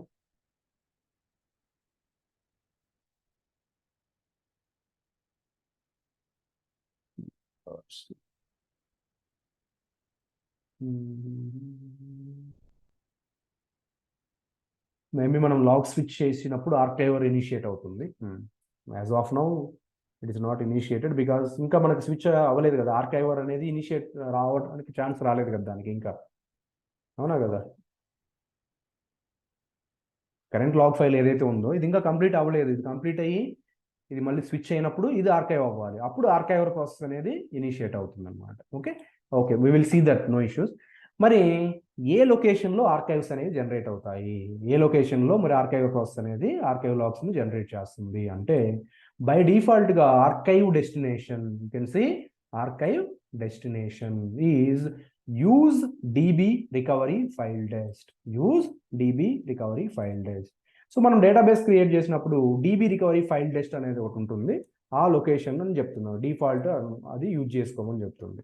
సో వాట్ ఈస్ దట్ అంటే, షో పారామీటర్ db_recover అని కొడితే you can see here db recovery file dest.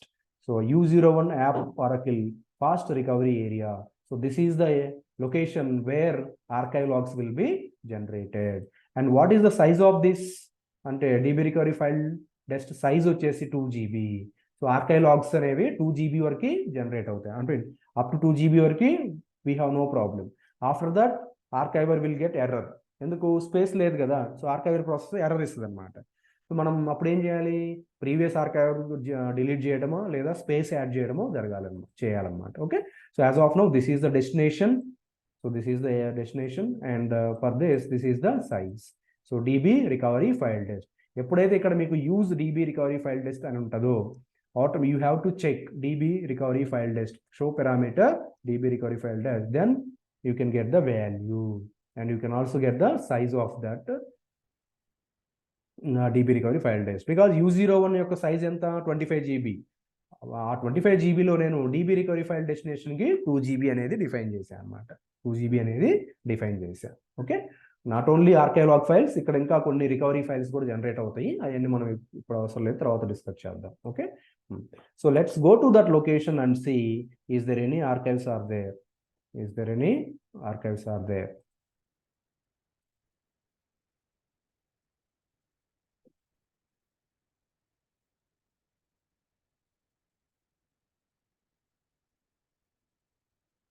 Okay, so what is that? Fast recovery area. So this is the current look where my archives are supposed to generate. So you can see what is our database, prod.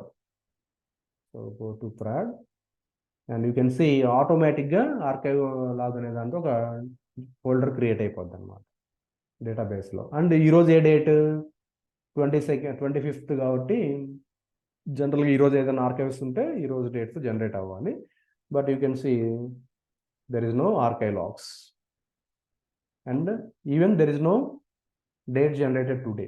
ఎప్పుడైతే మనం archive generate చేస్తామో అప్పుడు ఆటోమేటిక్గా ఇందులో ఈరోజు డేట్తో ఒక folder create అయ్యి అందులో ఒక ఆర్కైవ్ లాగ్ అనేది జనరేట్ అవుతుంది.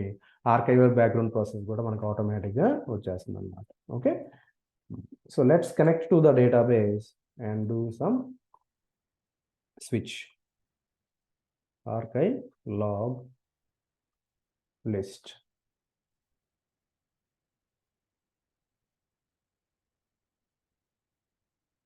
ఓకే, సో నేను ఇప్పుడు ఇదేంటి మరి కరెంట్ లాగ్ సీక్వెన్స్ ఏదైతే ఉందో దీని సైజ్ 550 MB, సమ్ 10 MB ఎంతో ఉంది. మరి ఇది ఆటోమేటిక్గా స్విచ్ అవ్వదు కదా, ఎప్పుడైతే మనం ఇందులో transactions redo log writer redo buffer నుంచి ట్రాన్సాక్షన్స్ ఇందులో ఫిల్ చేస్తుందో, ఎప్పుడైతే ఈ లాగ్ ఫైల్ కంప్లీట్ అవుతుందో అప్పుడే ఇది స్విచ్ అవుతుంది నెక్స్ట్ గ్రూప్కి.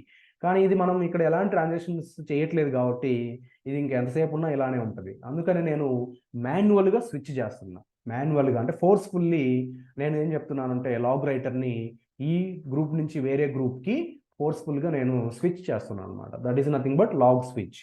సో అలా చేయాలి అంటే ఆల్టర్ సిస్టమ్ అంటే మాన్యువల్గా అంటాం దాన్ని. ఆటోమేటిక్గా లాగ్ రైటర్ మామూలుగా ఫిల్ అవుతే అవుతుంది, కానీ ఇక్కడ నేను మాన్యువల్గా చేస్తున్నా. Alter system switch log file.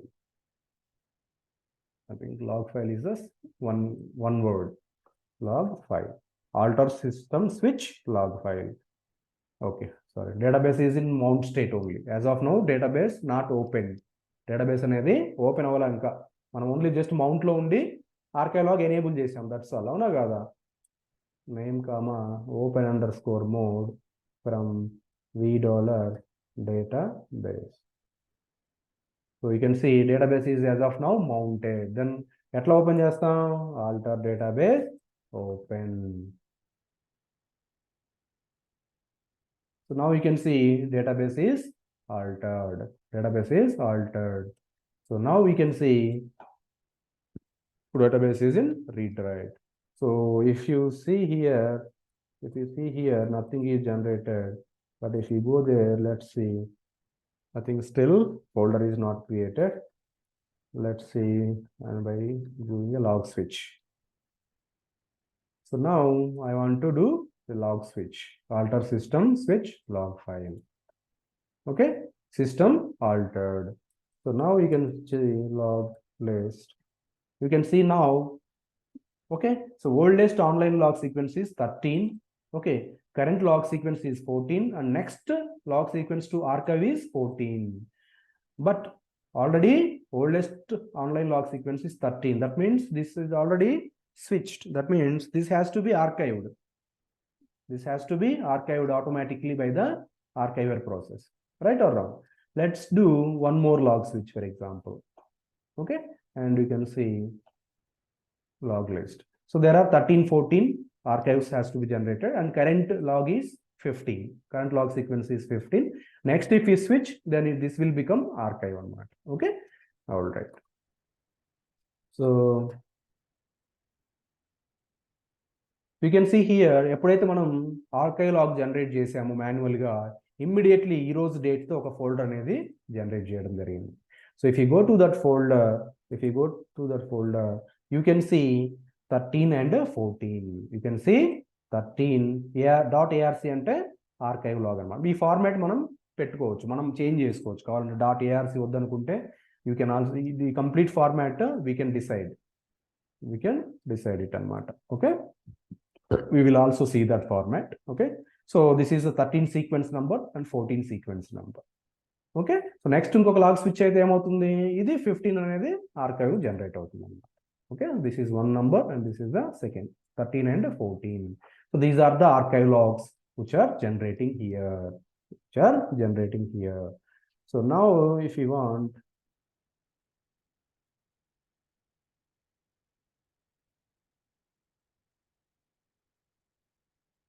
PS-EF grep -Aura. Yeah, now you can see archive processes. See 0, 1, 2, 3. So 4 background process అనేవి జనరేట్ అయినాయి. ఆర్కైవర్ ప్రాసెస్ అనేవి ARC0, ARC1, ARC2, ARC3. ఎందుకు ఇవి ఒకటి చాలు కదా, 4 బ్యాక్గ్రౌండ్ ప్రాసెస్ ఎందుకు జనరేట్ అయ్యాయి ఇక్కడ?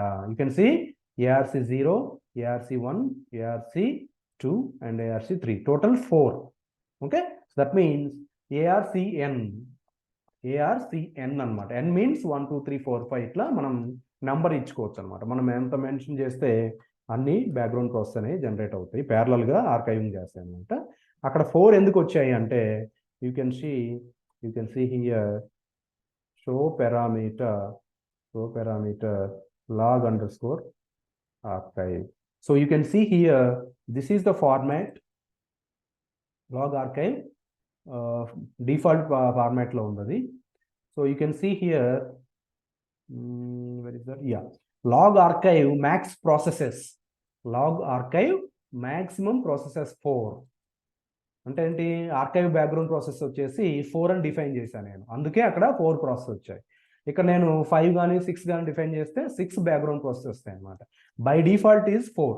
This is the default parameter. ఎందుకు మనం ఎక్కడ మెన్షన్ చేయాలి? P ఫైల్లో కానీ SP ఫైల్లో ఎక్కడ మనము లాగ్ ఆర్కైవ్ మ్యాక్స్ ప్రాసెస్ అనేది మెన్షన్ చేయాలి. So that is the reason it is A default parameter. ఇది డిఫాల్ట్ పారామీటరా, లేకపోతే మనం మాన్యువల్గా ఇది పీ ఫైల్లో ఎస్పీ ఫైల్లో మెన్షన్ చేసామా అని ఎట్లా చెక్ చేస్తాము? ఈ వాల్యూ అనేది డిఫాల్ట్గా వచ్చిందా లేదా మనము ఎస్పీ ఫైల్లో మాన్యువల్గా మెన్షన్ చేసామా అనేది ఎట్లా చెక్ చేస్తాము? Idea? Any idea?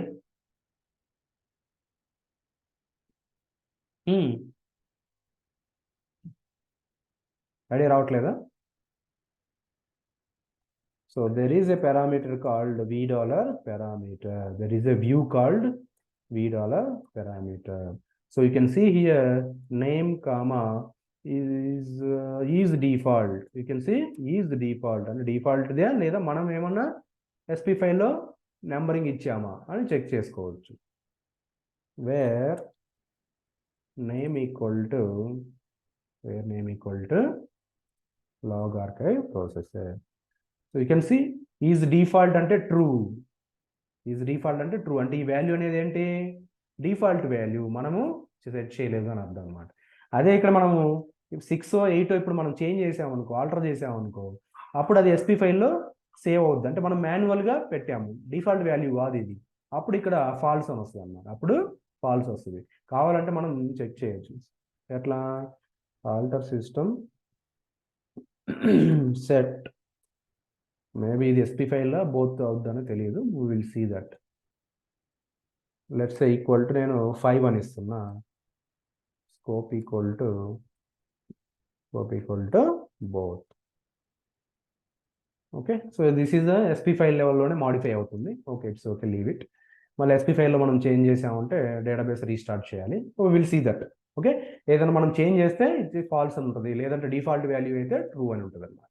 Okay, so క్లియరా? ఆర్కైవ్లాగ్ మనం ఎలా ఎనేబుల్ చేయాలి?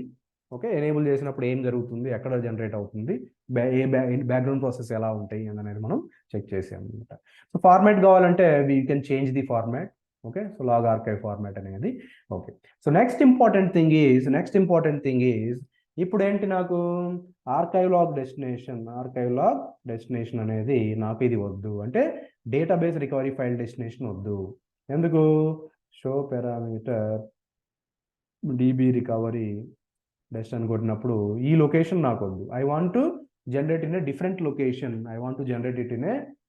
లొకేషన్ బికాజ్ U01లో నాకు ఫైల్ సిస్టమ్ సైజ్ అనేది తక్కువ ఉంది కాబట్టి I want to go for a different location అనుకున్నా. ఓకే, ఇక్కడ నేను U01లోనే మళ్ళీ వేరే ఒక డైరెక్టరీ క్రియేట్ చేసి దాన్ని చూపిస్తాను.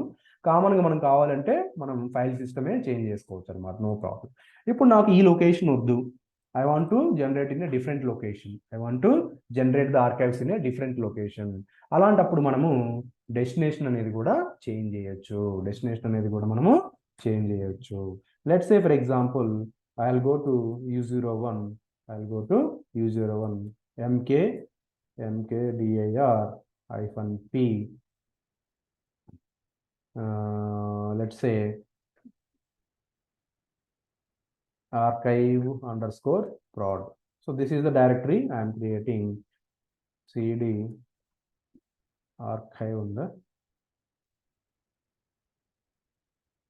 archive_prod. So this is the location where I want to store my archive logs. So to change the location, we have to connect to the database and we can change it. So before changing it, we need to know some parameters. Those we will discuss now. log_archive. So మరి మనం ఇందాక మాట్లాడుకుంటున్నాం, మనము డూప్లెక్సింగ్, multiplexing ఇట్లా కూడా చేసుకోవచ్చు archive logs అని చెప్పుకున్నాం. ఓకే, అవునా? So this is the parameter log archive duplex destination, so ఇక్కడ మనము you can define multiple locations also. If you define like 2 locations, it will go to 2 locations. If you define 3, you can go for 3 locations. Okay, apart from this also we have the destinations here. You can see log archive dest. Okay, log archive dest 1, okay, log archive dest 10, log archive 11, 12 ఇట్లా. So log_archive_dest_n అన్నమాట.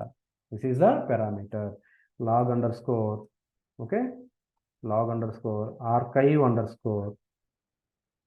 డెస్ట్ underscore N. So ఇక్కడ N అంటే ఏంటి, 1 1 2 3 4 5 ఇట్లా. So మరి ఇట్లా archive లాగ్స్ని మనం ఎన్ని లొకేషన్స్లో జనరేట్ చేయొచ్చు, ఆర్కైవ్ లాగ్స్ని మనం ఎన్ని లొకేషన్స్లో జనరేట్ చేయొచ్చు, ఎనీ ఐడియా? ఇక్కడ కనపడుతుంది మీకు, you can see here numbers also. log archive dest state.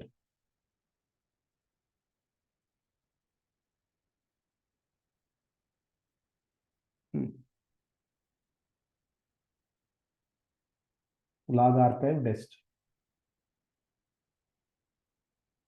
log archive dest ఇందులో రెండు ఉంటాయి, log archive dest, log archive dest state. You can see here state. Okay, state ఏందనేది మనకి ఇప్పుడు అవసరం లేదు, we will discuss in data guard setup. As of now just focus on only log archive destination అంతే, destination, that's all. log archive dest.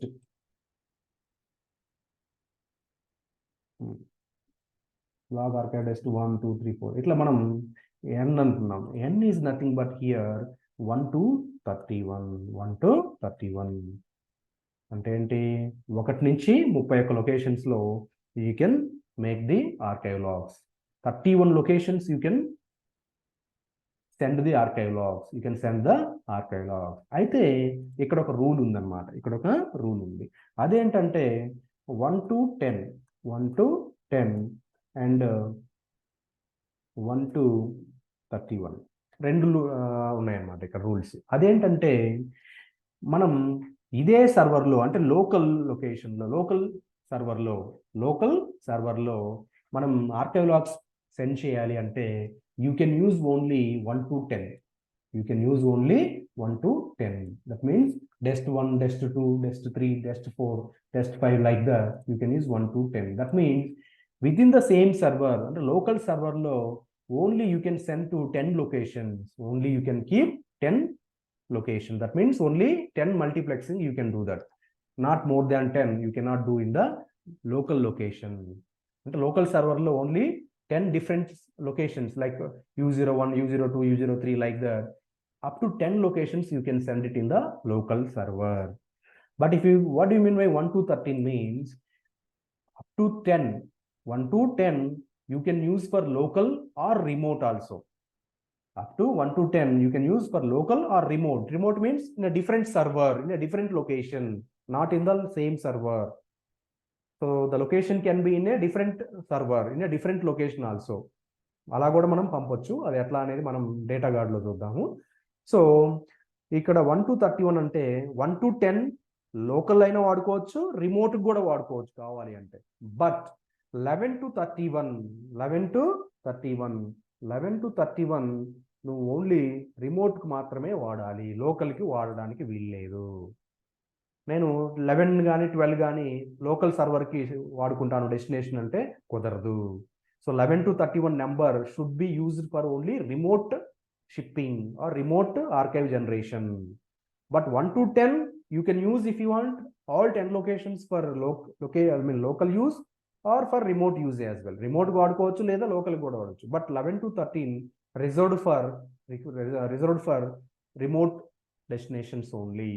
11 to 13 reserved for remote destinations only. Clear? Okay.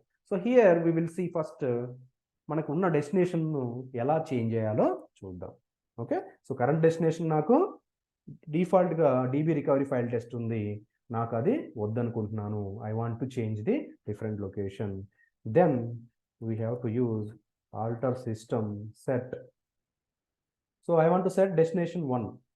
So you can go for destination 1 because destination is empty. I mean to say as of now destination 1, so I can use the destination 1. Okay, equal to, you have to go for location,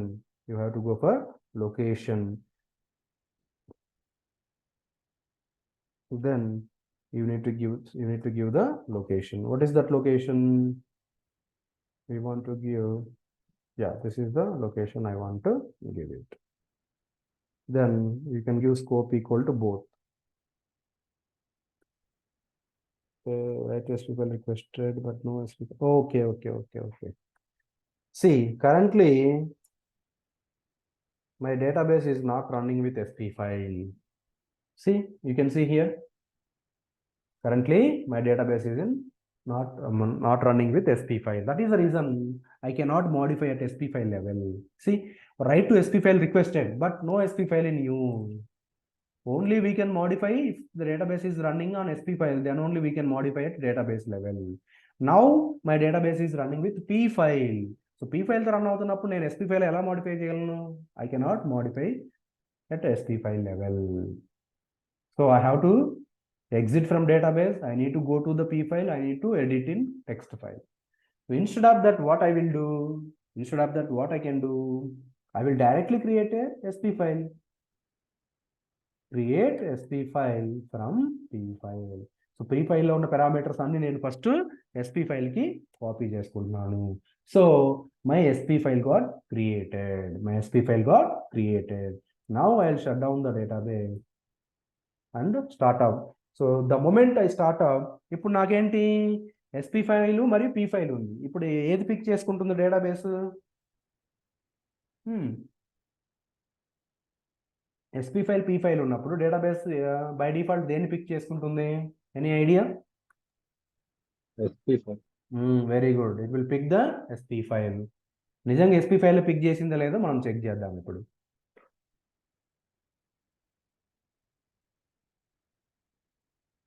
So parameter SP file. You can see here. Now SP file got created. ఎక్కడ create అయింది? What is the default location for SP file or P file?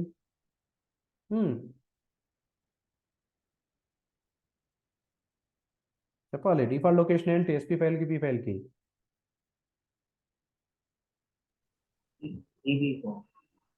DB home, database home, DBS location. DB home, DBS.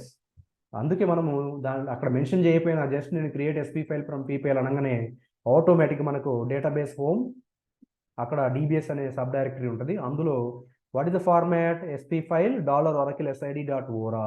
So $oracle sid అంటే ఇక్కడ proud కదా. So SP file prod.ora by default మనకి create అయిపోయింది అనమాట. So create అయింది and SP file నుంచి ఆటోమేటిక్గా pick అయింది అనమాట. Okay. So now I will change that parameter in SP file level. I mean to say server parameter. Now I can change it, no problem, because my database is running with SP file. My database is running with SP file. So actually మనకి ఇక్కడ కూడా ఇందాక change అయినప్పుడు అదే error వచ్చింది. మనం అంత error మీద ఫోకస్ చేయాలి. ఇక్కడ కూడా అదే right to SP file requested but SP file not is అనమాట. అదర్వైజ్ మనం ఇక్కడ కూడా చేసే ఉండేవాళ్ళం. Anyway, no problem. Okay. So now I have changed it. Okay, scope equal to both means immediately the parameter will be affected. Immediately the parameter is effective in the memory, and next time if you start up the database also it will be effective because SP file lo kuda save avutundi. So now you can see immediate ga ikkada choose indaku mundu manaku ela em ledhu ikkada. Now you can see location is U01 archive prod. U01 archive prod. Okay, so now if you see archive log list, ఇంత ముందు ఏముండేది ఇక్కడ? Use DB recovery file test అట్లా ఉండేది. But now you can see whatever the directory we have mentioned it is already applied. So now really archives will be generated in this location or the previous location. We need to validate it, right? So what I will do, alter system set, so alter system switch log file, alter system switch log file is the single word. So now we can see it's got switched. So just list it. You can see earlier 1415, now it's become 1516. So let's go to this location. Let's go. Anyway, I think we are already into this location. You can see 15 archive is generated here. 15 archive is generated here. You can see the default format is .dbf. .dbf. If we use our own archive location, you can see %t, %s, %r .dbf. But I don't want DBF because DBF generally for data files, not for Archivelog extension. So that is the reason I want to change this. So you can see this is a thread, this is the thread number, this is the sequence number, and this is a unique ID anamata. This is a unique ID. So if you want, you can give some different formats also. So here like percentile T, percentile S, right? So you can give some other also, like capital T, capital S, capital R also you can give. Okay, so like this also you can give it. So let's say, and I want to ensure that there is no archive generated in the older location. What is that old location? What is that old location? Yeah. So if you just go to this, so you just go to here. So this location, you can see CD prod, you can see CD archive, you can see today's date. So earlier only 14, 13. So you can see only 13, 14. Now the latest archive is not generated here because we have changed the destination. So whatever the destination we have given, it is generating in that location only. Clear? Okay. So now what I will do, I will change the format. So show parameter log underscore archive. So I don't want this. So alter system set log archive format equal to, what I will do, percentile capital T I will give, or else percentile T is okay. So thread I am giving for percentile T, percentile underscore percentile S underscore, instead of small r I'll go percentile capital T. Let's see what will happen. Dot ARC. This means cannot be modified. Okay. We did not mention scope equal to, let's see whether it will work for both. So if we cannot modify this parameter on fly, so that is the reason I am just modifying it SP file level. Okay, so now it's got modified. So SP file lo modified ante we have to take the restart. So start of force ante restart avudannamata, but don't use in real time. Log archive must contain ST and R only. Okay. See, now it is what it is saying. Log archive format must contain percentile S, percentile T and percentile R antundi. So manam percentile R బదులు percentile T వాడితే it is not taking anamata. So that means it is not allowing some other formats. So we are okay with the same format. Maybe some other formats కూడా ఉండొచ్చు, might be. You can Google it, no issues. But we are fine with the existing format. Okay. So so ఈ format తప్పు అంటుంది. ఇప్పుడు నా database ఏ స్టేజ్లో ఉండొచ్చు చెప్పండి? మౌంట్ అయిందా, నో మౌంట్ అయిందా, ఓపెన్ అయిందా?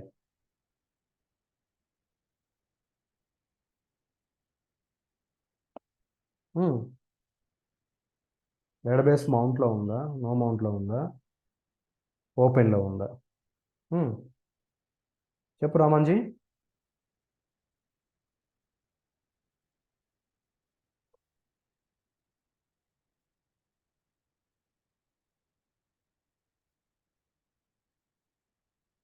చెప్పాలి.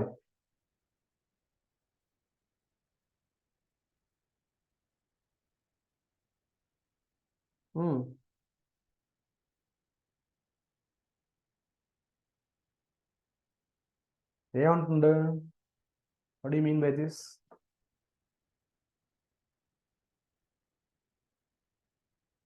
చెప్పు రాజు, ఏంటి ఇది ఎర్రర్ వచ్చింది కదా? ఈ ఎర్రర్ వచ్చిందంటే డేటాబేస్ నో మౌంట్ అయినట్ట, మౌంట్ అయినట్ట, లేదా అసలు డైరెక్ట్ ఓపెన్ అయినట్ట? డౌన్ అయిపోయి ఉంటుందండి. షట్ డౌన్ అయింది. ఓకే, డేటాబేస్ షట్ డౌన్ అయింది. మళ్ళీ అప్ అయ్యేటప్పుడు ఎర్రర్ ఇచ్చింది. ఇక్కడ అప్ అయ్యేటప్పుడు ఎర్రర్ ఇచ్చింది. ఎర్రర్ ఇచ్చిందంటే ఇది ఏ స్టేజ్లో ఎర్రర్ ఇచ్చింది? నో మౌంట్లో ఇచ్చిందా, మౌంట్లో ఇచ్చిందా, ఓపెన్ అవ్వక ముందు ఇచ్చిందా? ఏ స్టేజ్లో అయి ఉండొచ్చు? ఇక్కడ క్లియర్గా ఇది చెప్తుంది, ఇందులోనే ఉంది ఆన్సర్, మీకు ఇందులోనే ఆన్సర్ ఉంది.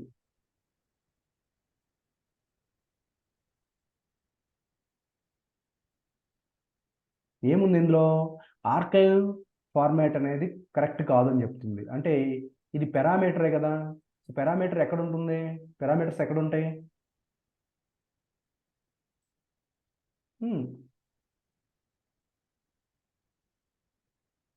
చెప్పాలి, పారామీటర్స్ ఎక్కడ ఉంటాయి? ఏ ఫైల్లో ఉంటాయి పారామీటర్స్? చెప్పండి. కంట్రోల్ ఫైల్లో ఉంటాయా, రీడు లాగ్ ఫైల్లో, డేటా ఫైల్స్ ఉంటాయా? ఎక్కడ పారామీటర్స్ స్టోర్ అయ్యేది?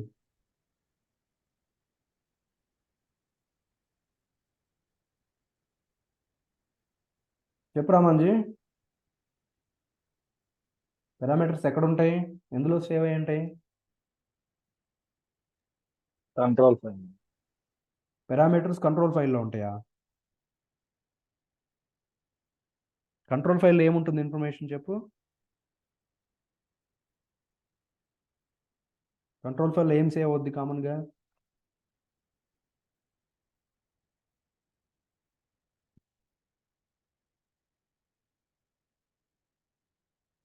చెప్పు రాజు గారు, చెప్పాలి మీరు. పారామీటర్స్ ఎందులో సేవ్ అయి ఉంటాయి మీకు? కంట్రోల్ ఫైల్లోనా, డేటా ఫైల్స్లోనా, రీడు లాగ్ ఫైల్స్లోనా, లేకపోతే ఇంకొక వేరే ఫైలా? ఈ ఇన్స్టాన్స్లో కానీ డేటాబేస్లో ఉంటాయండి. డేటాబేస్లో స్టోర్ అయి ఉంటాయి అంటారా? లేదా ఇన్స్టెన్స్లో పారామీటర్ ఫైల్ గురించి ఇన్ఫర్మేషన్ అంతా స్టోర్? ఇన్స్టాన్స్ ఆర్ డేటాబేస్ అని ఉంది నా దగ్గర బుక్లో. డేటాబేస్లో ఎందుకు స్టోర్ చేసుకుంటుంది? ఇప్పుడు ఇన్స్టెన్స్ స్టార్ట్ అవ్వాలి అంటే ఏం కావాలి ముందు? ఈ ఫైల్ మరి ఏముంటాయి పీ ఫైల్లో? పీ ఫైల్ ఓపెన్ చేసి చూసావా ఎప్పుడన్నా? ఈ ఫైల్ మెమరీ ఎంత ఉంది, డేటాబేస్ నేమ్ ఏంటి, ఇవి ఉంటాయండి. అవి ఏంటివి? అవి స్టోర్ అయి ఉన్నాయి అనేది చూపుతుంది. అవేంటివి అవి? ఆ పారామీటర్ ఏంటి ఇవి? ఇప్పుడు డీబీ నేమ్ ఏంది, ఇవన్నీ ఏంటవి? Those are parameters only, right? DB underscore name, memory underscore target, these are all parameters only, right? పేర్లోనే ఉంది కదా పారామీటర్ ఫైల్.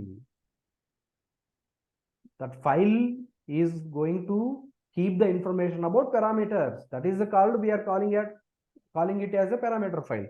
అదర్వైజ్ మనం పారామీటర్ ఫైల్ ఎందుకు అనాలి దాన్ని? ఇంకొక రాజు ఫైల్, వెంకట్ ఫైల్ అని అనొచ్చు కదా. బికాస్ డేటాబేస్ పారామీటర్స్ అన్నీ కూడా అందులో స్టోర్ అయి ఉంటాయి కాబట్టి దాన్ని పారామీటర్ ఫైల్ అంటున్నాము. ఇంత సింపుల్ లాజికే కదా అది. అది పీ ఫైల్ కాబట్టి పారామీటర్ ఫైల్ పీ ఫైల్ అంటున్నాము.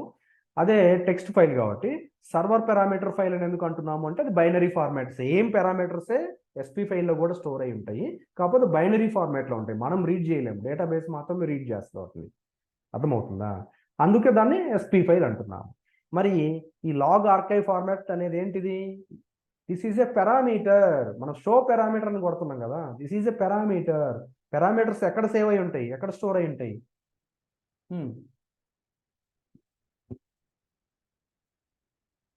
మళ్ళీ ఇప్పుడు చెప్పండి. ఇప్పుడు ఎక్స్ప్లెయిన్ చేశాక నేను ఆల్రెడీ మీకు పారామీటర్స్ ఎక్కడ స్టోర్ అయి ఉంటాయి, ఎక్కడ సేవ్ అయి ఉంటాయి.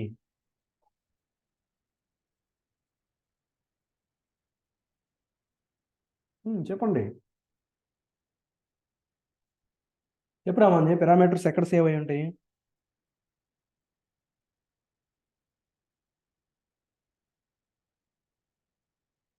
అంత కన్ఫ్యూజ్ ఏముంది అందులో?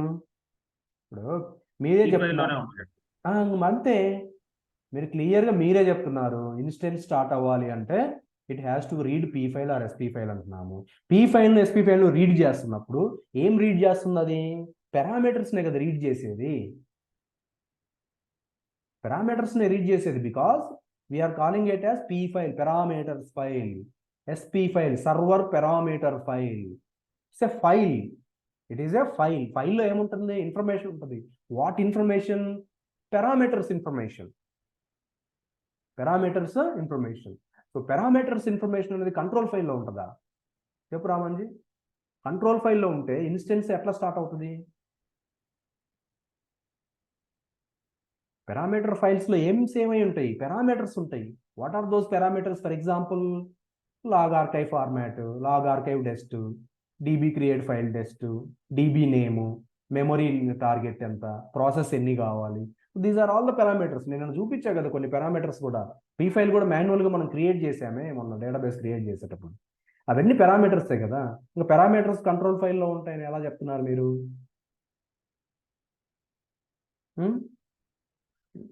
బేసిక్ మిస్ అవుతున్నారు మీరు ఇంకా. ఓకే, సో ఇప్పుడు మరి log underscore archive underscore format ఇది పారామీటర్ అన్నాము. సో ఈ పారామీటర్ అనేది కరెక్ట్ కాదు అని చెప్తుంది. సో కరెక్ట్ కాదు అన్నప్పుడు ఏం చేస్తుంది అంటే ఏంటి? ఫస్ట్ ఇది ఎస్పీ ఫైల్ను రీడ్ చేసింది. ఎస్పీ ఫైల్ను రీడ్ చేయంగానే ఒక పారామీటర్ తప్పు ఉంది. ఎప్పుడైనా గుర్తుంచుకోండి, ఎస్పీ ఫైల్లో కానీ పీ ఫైల్ నుంచి స్టార్ట్ అయ్యేటప్పుడు డేటాబేస్ ఫస్ట్ స్టార్ట్ అయ్యేటప్పుడు it will read SP file first. SP file లేకపోతేనే పీ ఫైల్కి వెళ్తుంది. నాకు ఎస్పీ ఫైల్ ఉంది కదా, ఇది ఎస్పీ ఫైల్ను రీడ్ చేసింది. ఎస్పీ ఫైల్ రీడ్ చేసినప్పుడు అందులో ఉన్న పారామీటర్స్ కంపల్సరిగా అన్నీ కూడా కరెక్ట్గా ఉండాలి. ఏది తప్పున్నా కూడా డేటాబేస్ అనేది అప్ అవ్వదు. అంటే ఇక్కడ ఇన్స్టెన్స్ అప్ అవ్వదు. ఇన్స్టెన్స్ అనేది అప్ అవ్వదు. నువ్వు వాంటెడ్గా ఏదైనా పారామీటర్ తప్పించావు అనుకో, నువ్వు ఇప్పుడు డీబీ అండర్స్కోర్ నేమ్ అనేది పారామీటర్ నేమ్, నువ్వు డీబీ అండర్స్కోర్ నేమ్ బదులు డీబీఏ అండర్స్కోర్ నేమ్ ఇచ్చావు అనుకో, ఇన్స్టెన్స్ అప్ అవ్వదు. ఎందుకు అవ్వదు? నువ్వు తప్పు పారామీటర్ ఇస్తున్నావు కదా. తప్పు పారామీటర్ ఇచ్చినప్పుడు అది వ్యాలిడేషన్ చేయకుండా డైరెక్ట్గా అప్ ఎట్లా అవుతుంది? నువ్వు ఏది ఇస్తే అది తీసేసుకుంటుందా? కాదు కదా. Parameter name should be correct. Value ఏదన్నా ఇచ్చుకో, ప్రాడ్ నీవు, డెవ్ నీవు, వాట్ ఎవర్ ఇట్ ఈస్, తర్వాత సంగతి. బట్ పారామీటర్ నేమ్స్ అనేవి నువ్వు కరెక్ట్గా ఇవ్వాలి. నేనేం చేశా, పారామీటర్ నేమ్ కరెక్టే ఇచ్చా, కానీ ఫార్మాట్ దాని వాల్యూ ఏదైతే ఉందో అది తప్పు ఇచ్చా నేను. అంటే స్టాండర్డ్ ఫార్మాట్ ఇవ్వలేకపోయా. అందుకే అది ఈ పారామీటర్ను రికగ్నైజ్ చేయాల. ఈ పారామీటర్ని అది రికగ్నైజ్ చేయట్లా. ఎప్పుడైతే నువ్వు అన్రికగ్నైజ్డ్ పారామీటర్ ఎస్పీ ఫైల్లో లేదా పీ ఫైల్లో ఉంచుతావో అప్పుడు ఇన్స్టెన్స్ అనేది అప్ అవ్వదు. ఇన్స్టెన్స్ అనేది అప్ అవ్వదు అంటే ఏంటిది? ఫస్ట్ ఇన్స్టెన్స్ నో మౌంట్ లెవెల్లోనే ఫెయిల్ అయిపోయింది. నో మౌంట్లోనే ఎందుకు ఫెయిల్ అయింది? ఎస్పీ ఫైల్లో ఉన్న ఇన్ఫర్మేషన్ కరెక్ట్గా లేదు. ఏం ఇన్ఫర్మేషన్ ఉంటుంది ఎస్పీ ఫైల్లో? పారామీటర్స్ ఉంటాయి. అంటే ఏదర్ పారామీటర్ నేమ్ కానీ దాని వాల్యూ కరస్పాండింగ్ కానీ కరెక్ట్గా ఇవ్వలేదు.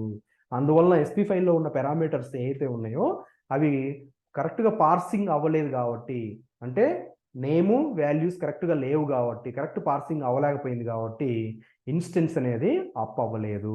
ఇన్స్టెన్స్ అనేది అప్ అవ్వలేదు. ఇప్పుడైనా క్లియరా? ఇంకా డౌట్ ఉందా? కంట్రోల్ ఫైల్ అని ఎందుకు చెప్పారు రామాంజీ? కంట్రోల్ ఫైల్లో ఏం డేటా సేవ్ అవుద్ది? ఏం ఇన్ఫర్మేషన్ ఉంటుంది? పారామీటర్ ఇన్ఫర్మేషన్ కంట్రోల్ ఫైల్లో ఉంటుందా? చెప్పు, కంట్రోల్ ఫైల్లో ఏం ఇన్ఫర్మేషన్ ఉంటుంది? చెప్పాలి రామాంజీ. అన్మ్యూట్ అంటే టెల్ సంథింగ్. చెప్పు.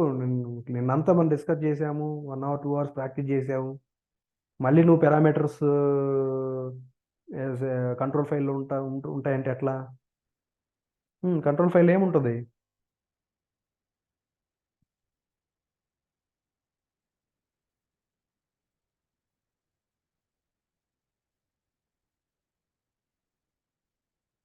చెప్పురా మంది, నీకు తెలిసింది చెప్పు ఏదోటి. కంట్రోల్ ఫైల్లో ఏం సేవ్ అవుతుంది? ఏం డేటా ఉంటుంది కంట్రోల్ ఫైల్లో? ఈరోజు కూడా డిస్కస్ చేసాం కదా మనం స్టార్టింగ్లో.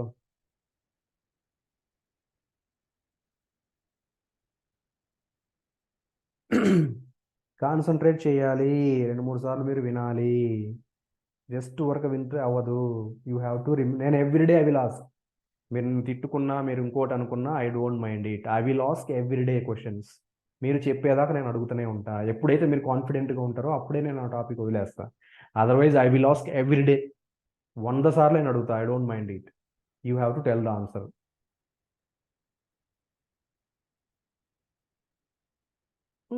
కంట్రోల్ ఫైల్లో ఏముంటుంది?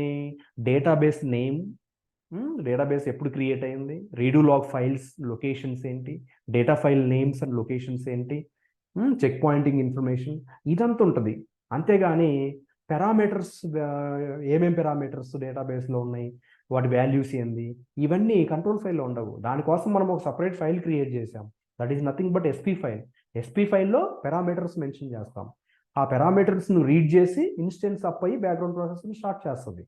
మనం ఎన్నిసార్లు చెప్పుకోవాలి, ఈ రోజు కూడా డిస్కస్ చేశాం కదా, అవునా కదా? మరి ఇదేంటిది? This is a parameter. So ఇది తప్పు అంటుందంటే ఏంటి? ఎస్పీ ఫైల్లో ఉన్న వాల్యూ, పారామీటర్ వాల్యూ అనేది తప్పు. So SP file parameter value తప్పు అంటే ఏంటి? డెఫినెట్గా ఎస్పీ ఫైల్లో ఏదో ప్రాబ్లం ఉంది. ఎస్పీ ఫైల్లో ప్రాబ్లం ఉన్నప్పుడు ఇన్స్టెన్స్ అప్ అవుద్దా? అవ్వదు కదా. అందుకే వాడు అరకిల్ నాట్ అవైలబుల్ అంటుండు. అరకిల్ నాట్ అవైలబుల్ అంటే అసలు ఇన్స్టెన్సే స్టార్ట్ అవ్వాలన్నమాట. If you want you can see here, you can see no PMON is running because SP file problem ఉంది కాబట్టి డేటాబేస్ అనేది అప్ అవ్వదు అనమాట. అసలు ఇన్స్టెన్సే అప్ అవ్వదు. క్లియరా? Okay. So now what I will do, I will set that value correctly. I will keep that value correctly. Instead of wrong format, I will keep a correct format. So where is that?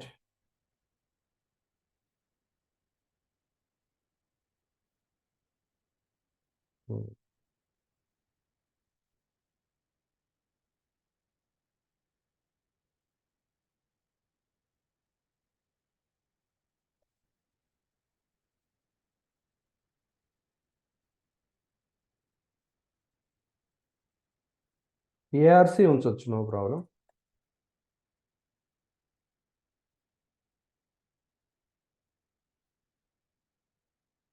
Okay, sorry. Startup no. Log archive must be contained. Startup no. Okay. So it won't be mounted, and when we are trying to do it, it is not say, it is telling some error. Okay, then what is the mechanism we have to do? Now we have to copy all the values from SP file to P file. First thing, we have to copy all the values from SP file to P file, and we will edit manually, and we will again create SP file, and we will start the database. That is the solution. Create P file from SP file. Now P file created. So let's go to $oracle_home, then DBS. Okay, so here you can see P file. Just now I created from SP file. This is a text file. I can edit it. So you can see that. So where I can edit this, I'll keep normal R only. Now I have saved. What I will do, again I will create SP file from P file, so that all the values in this P file will be copied to SP file, all parameters. ఇప్పుడు నేను open చేసి చూపించా కదా మీకు P file ఏమున్నాయి. P ఫైల్లో what is these are all things you can see. These are all parameters only, right? These are all parameters. Parameters ఉంటాయి కాబట్టి అది P ఫైల్ అయింది. టెక్స్ట్ ఫైల్ కాబట్టి P ఫైల్ అన్నాము, బైనరీ ఫైల్ అయితే SP file అంటున్నాము. So parameters ఎక్కడ ఉంటాయి? SP ఫైల్ ఆర్ P ఫైల్లో ఉంటాయి. Don't say control file. Immediately you will come to know, okay, you do not have any idea on database. Okay, so now what we are supposed to do, SQL plus as sysdba, sorry.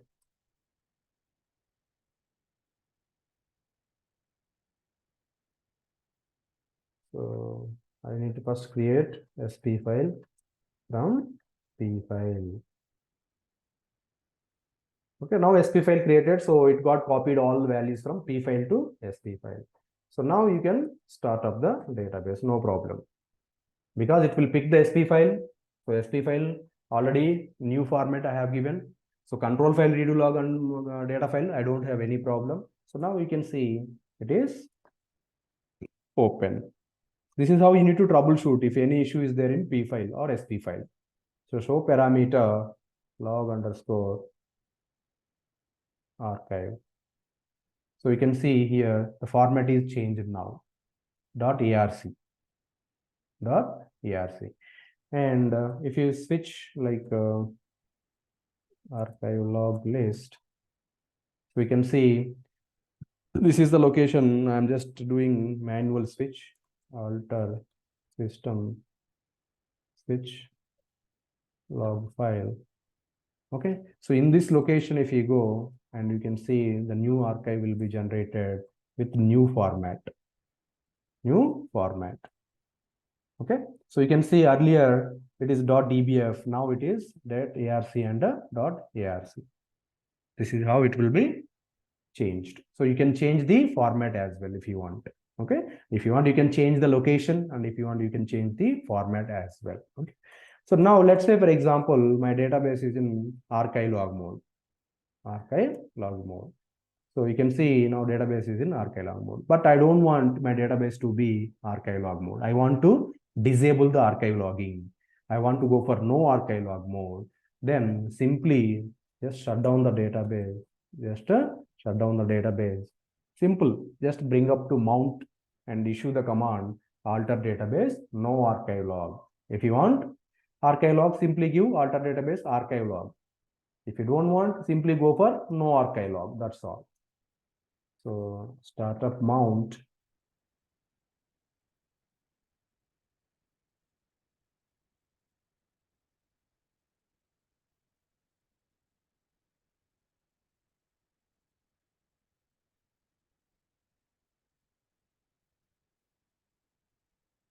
So database is mounted.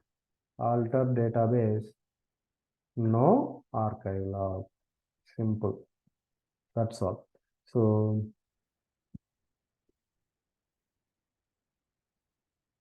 then you can go for alter database open. Database is open. Now you can see archive log list. You can see no archive log mode, and it is disabled. It is disabled. That means location will be there, no problem, but archives will not be generated here. Archives will not be generated here. So let's see. Oldest online log sequence is 17 and current log sequence is 18.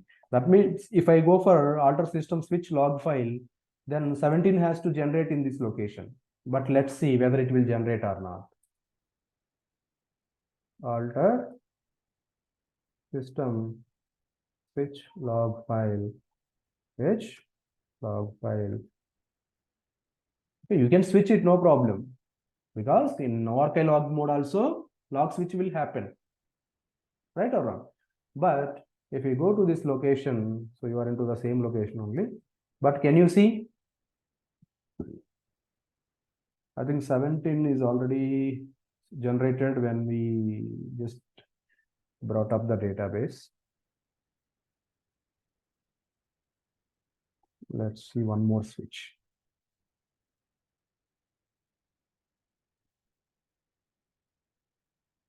Down చేసినప్పుడు automatic గా archive అయింది. So now see, the oldest is 19 and current is 20. So 18 should be there normally. 18 should be there, but you can see only 17. That means archiving is disabled. So even though you forcefully log switched, but 18th archive is not generated here. 18 is not generated here. That is overwritten, and 20 sequence has been assigned. Okay, so like this, if you log switch also, it will not be generated archive. So it will be overwrite, and it will be keep on, sequence number will be keep on changing. 20 will become 21. Okay, 21 become 22, like this. It will keep on round robin. But whenever it's filled, the same archive number will not be here. Same number will not be here because archiving is disabled. So this is how we can disable the archive log and we can enable the archiving logs. Okay, so that's all about archive log process. Okay, so as it is disabled, so you can see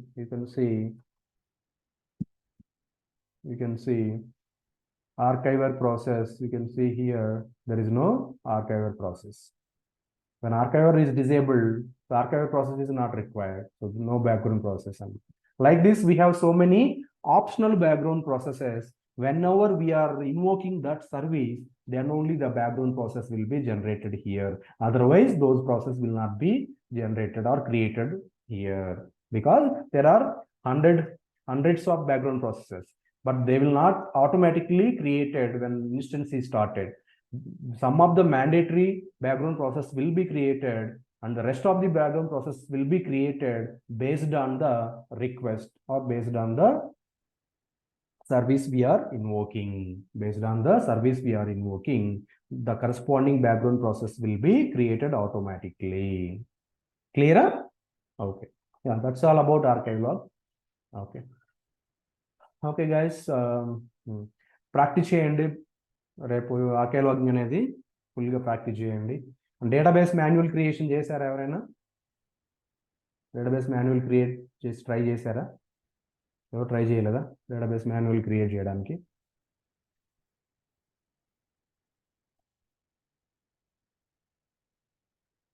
database manual create చేశారా రామాంజీ, రాజు? Videos ఉన్నాయి కదా, already share చేసాం అనుకుంటా videos కూడా. ఏం చేస్తున్నారు? మీకు time ఉంది కదా, you have ample amount of time.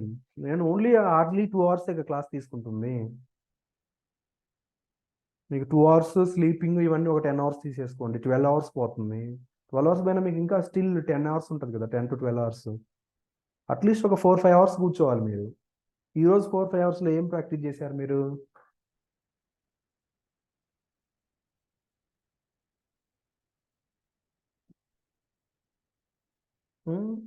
Class అయిపోయిన తర్వాత వెంటనే మళ్ళీ నెక్స్ట్ డే క్లాస్కి డైరెక్ట్ కనెక్ట్ అవుతే మీకు ఏమి రాదు. You have to keep on doing practice. నిన్న ఏం చెప్పారు, మొన్న ఏం చెప్పారు అనేది మళ్ళీ మనం ప్రతిరోజు వీడియోస్ విని ప్రాక్టీస్ చేస్తూ ఉండాలి. నంబర్ ఆఫ్ టైమ్స్ మీరు విని ప్రాక్టీస్ చేస్తున్నప్పుడు మీకు అది మైండ్లో గుర్తుండిపోద్ది. ఒకసారి జస్ట్ చేస్తే మనకి గుర్తుండవు. అది everyday I'm telling that. Direct class connect అయితే మీకు ఏమి అర్థం కాదు. You have to practice everyday. Okay okay, all right. We'll stop recording.